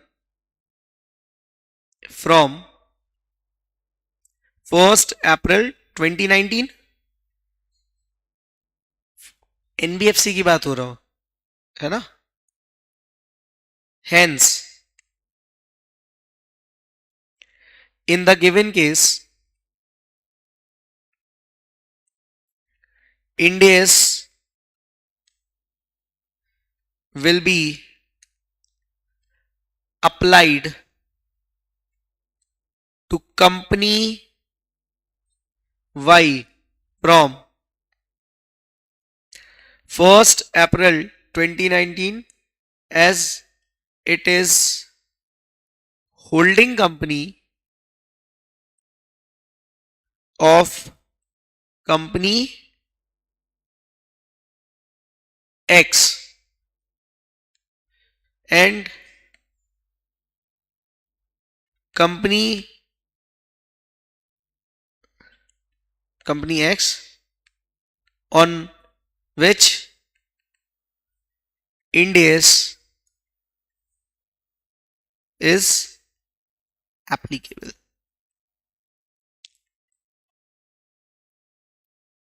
ठीक है, पहले तो ये लिखना है। फिर उसने पूछा था कंसोलिडेटेड पर्पस के लिए क्या करोगे, तो कंसोलिडेटेड पर्पस के लिए अपन क्या करेंगे, लिख रहे हो क्या, लिख लो आराम से, कोई जल्दी नहीं।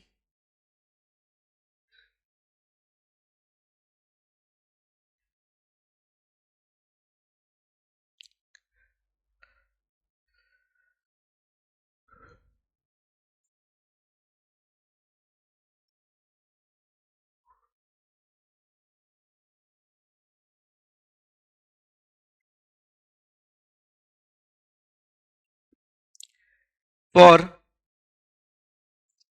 consolidation purpose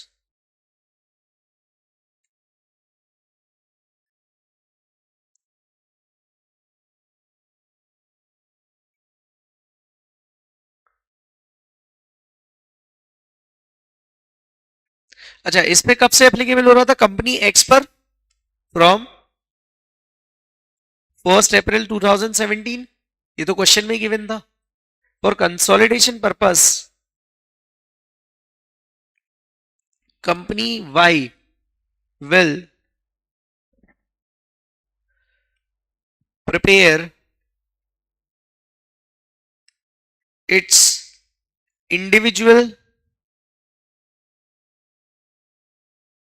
financial statements for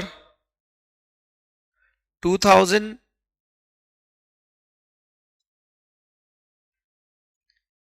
2017 18 and 2018 19 for years 2017 18 and 18 19 as per accounting standards क्यों क्योंकि उस पे इंडियस थोड़ी एप्लीकेबल हुआ इंडियस तो एप्लीकेबल होगा 1 अप्रैल 2019 से तो तब तक कंसोलिडेशन तो वो एएस के हिसाब से ही करेगा ना एएस 21 और एएस भी कौन सा 21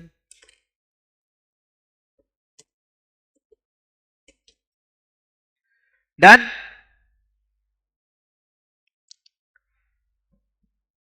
हाँ एक चीज और इंपॉर्टेंट है क्वेश्चंस यहां हमारे खत्म हुए इस चैप्टर के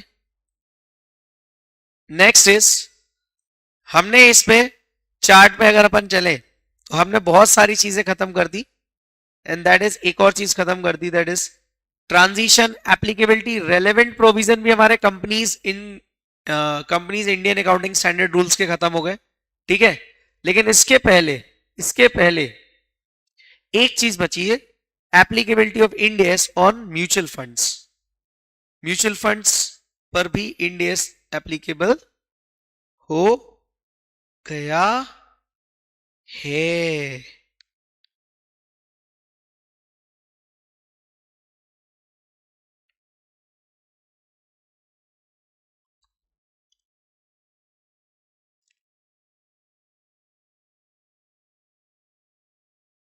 सर कब से नोटिफाई हुआ है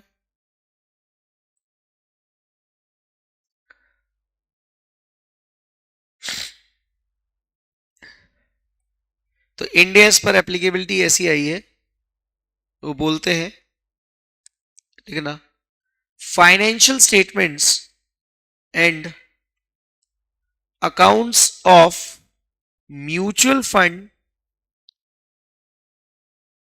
scheme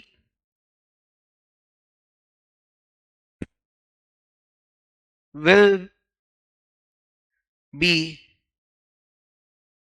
prepared in accordance with Ind AS.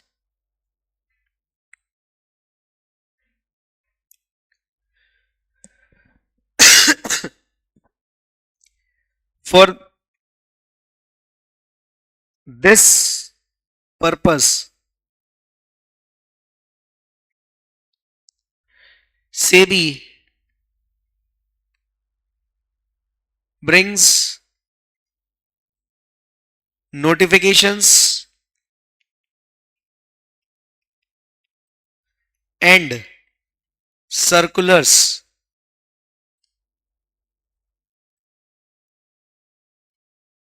for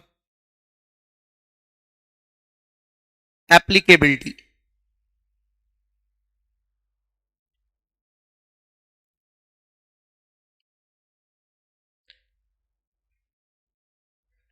Ability and and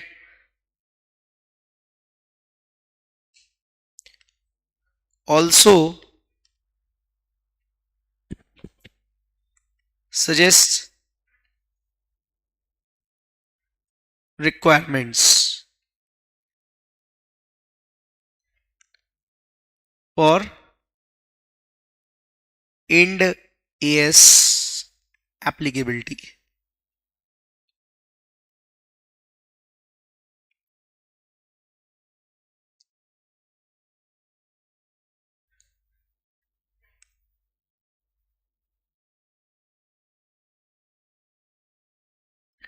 Circular provides specific formats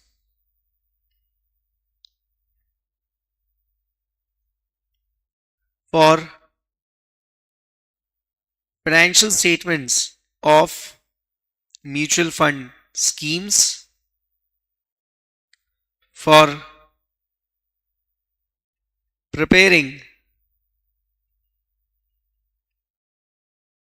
them in accordance with Ind AS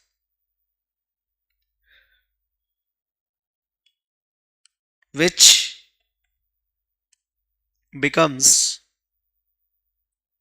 applicable from 1 अप्रैल 2023। 1 अप्रैल 2023 से म्यूचुअल फंड्स पे भी इंड एस लगने लगा। ठीक है, सो दिस वाज इट। अब इस चैप्टर में हमारे पास नेक्स्ट चीज है format of schedule 3 division 2, format of schedule 3 division number 2, जिसे हम कल सुबह देखेंगे। और इस चैप्टर में हमारा जो लास्ट पार्ट बचेगा, मुझे आपको ये फॉर्मेट बताना है कल, कौन सा, शेड्यूल 3 डिवीजन नंबर 2 का। इसके बाद एक लास्ट पार्ट बचता है इंड एस 1, जो इस चैप्टर में नहीं है। मॉड्यूल में अगर आप देखोगे ना तो इस चैप्टर में नहीं है, एक अलग चैप्टर ही है इंड एस 1। इंड एस 1 में सेपरेटली कराऊंगा आपको, है ना। तो आप ये मान के चलना कि इसको अपन सेपरेटली करेंगे और ये फॉर्मेट देखने के बाद हम बाकी चैप्टर्स पे चले जाएंगे। इंड एस 1 हम लास्ट में या बीच में कभी करेंगे। ओके, आई होप आज के लेक्चर में जितना भी अपन ने पढ़ा वो काफी आपको आ गया होगा। हमने कहां से स्टार्ट किया था आज के लेक्चर में, तो मैं आपको याद दिला देता हूं। हमने आज स्टार्ट किया आते से ही सबसे पहले process of development and finalisation of end S. इसमें मैंने आपको बताया था कि जब भी कभी भी इंटरनेशनल अकाउंटिंग स्टैंडर्ड बोर्ड कोई नया आईएफआरएस इश्यू करती है या फिर कोई अपडेट लेके आती है आईएफआरएस में, उसी तर्ज पर accounting standard board of India end S का एक नया ड्राफ्ट इशू करती है। उस ड्राफ्ट को वो काउंसिल मेंबर ऑफ आईसीआई के सामने ओपन करती है, साथ ही साथ कुछ स्पेसिफिक बॉडीज के पास जाती है, उनसे मीटिंग करती है, उनके कमेंट्स को इनकॉर्पोरेट करती है। इसके बाद उसी ड्राफ्ट को पब्लिक कमेंट्स के लिए ओपन किया जाता है और सारी पब्लिक कमेंट्स जो भी हैं उनको कंसीडर किया जाता है जो रेलेवेंट होती है। इसके बाद नफरा के पास रिकमेंडेशंस भेजी जाती है और नफरा फिर इंड एस को नोटिफाई करता है। हमने समझा structure of end S. End S के स्ट्रक्चर में क्या होता है, तो भाई हर इंड एस में आपको मिलेगा objective, scope, definition, content, disclosure, transition provision और अपेंडिक्स। ट्रांजिशन प्रोविजन के लिए मैंने आपको बताया कि there is a Ind AS called as 101 first time adoption, जिसको हम अलग से एक चैप्टर में डिस्कस करेंगे। फिर हम आ गए थे एप्लीकेबिलिटी ऑफ इंड एस पर। तो शेड्यूल 3 के अंदर डिवीजन नंबर 2 के अंदर companies Indian accounting standard rules 2015 के अकॉर्डिंग कंपनी चाहे तो वॉलंटरीली इंड एस एप्लीकेबल कर सकती है अपने आप पर 1 अप्रैल 2015 से, लेकिन एक बार अगर इंड एस एप्लीकेबल हो गया तो उसके बाद आप रिवोक नहीं कर सकते। उसके बाद phase 1 1 April 2016 on all the companies जिनका नेटवर्थ एज पर section 2 clause 57 of the companies act 500 crore या उससे ऊपर है। और फेज नंबर 2 बोलता है कि 1 अप्रैल 2017 को ऑल लिस्टेड एंटिटीज पे भी इंड एस एप्लीकेबल हो जाएगा, लेकिन जितनी भी अनलिस्टेड कंपनीज है उन पर तभी एप्लीकेबल होगा जब नेटवर्थ 250 करोड़ या उससे ज्यादा होती है। बैंकिंग कंपनी और इंश्योरेंस कंपनी पर इंड एस अभी भी नहीं लगे हैं, लेकिन एनबीएफसी पर 1 अप्रैल 2018 जहां पे नेटवर्थ 500 करोड़ या उससे अधिक हो, या 1 अप्रैल 2019 all listed NBFCs and unlisted NBFC जिनकी नेटवर्थ 250 करोड़ या उससे ऊपर हो। लिस्टेड का मतलब हमने सीखा था कि लिस्टेड इन इंडिया भी हो सकती है, आउटसाइड इंडिया भी हो सकती है, लिस्टेड और इन द प्रोसेस ऑफ लिस्टिंग, ऐसी कंपनीज भी सारी लिस्टेड में ही काउंट होंगी। इसके बाद क्या प्राइवेट कंपनी लिस्टेड हो सकती है? Yes, private company debt securities को लिस्ट करा सकती है।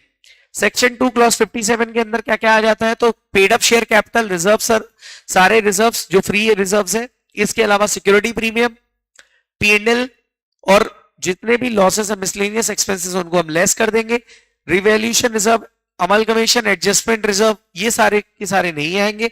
साथ ही साथ इंड एस बोलता है कि हमें नेटवर्थ किस डेट पे चेक करनी है, तो net worth will be checked on the last day of the preceding financial year of the comparative financial statement. Important point में मैंने आपको बताया भी था सबसे पहला कि there is a cut off date. Company के केस में 31 मार्च 2014 से और एनबीएफसी के केस में 31 मार्च 2016 से। इंड एस ने हाँ, once Ind AS gets applicable to any company of the group, तो उसकी holding, subsidiary, associate, joint venture पर भी इंड एस लग जाएगा।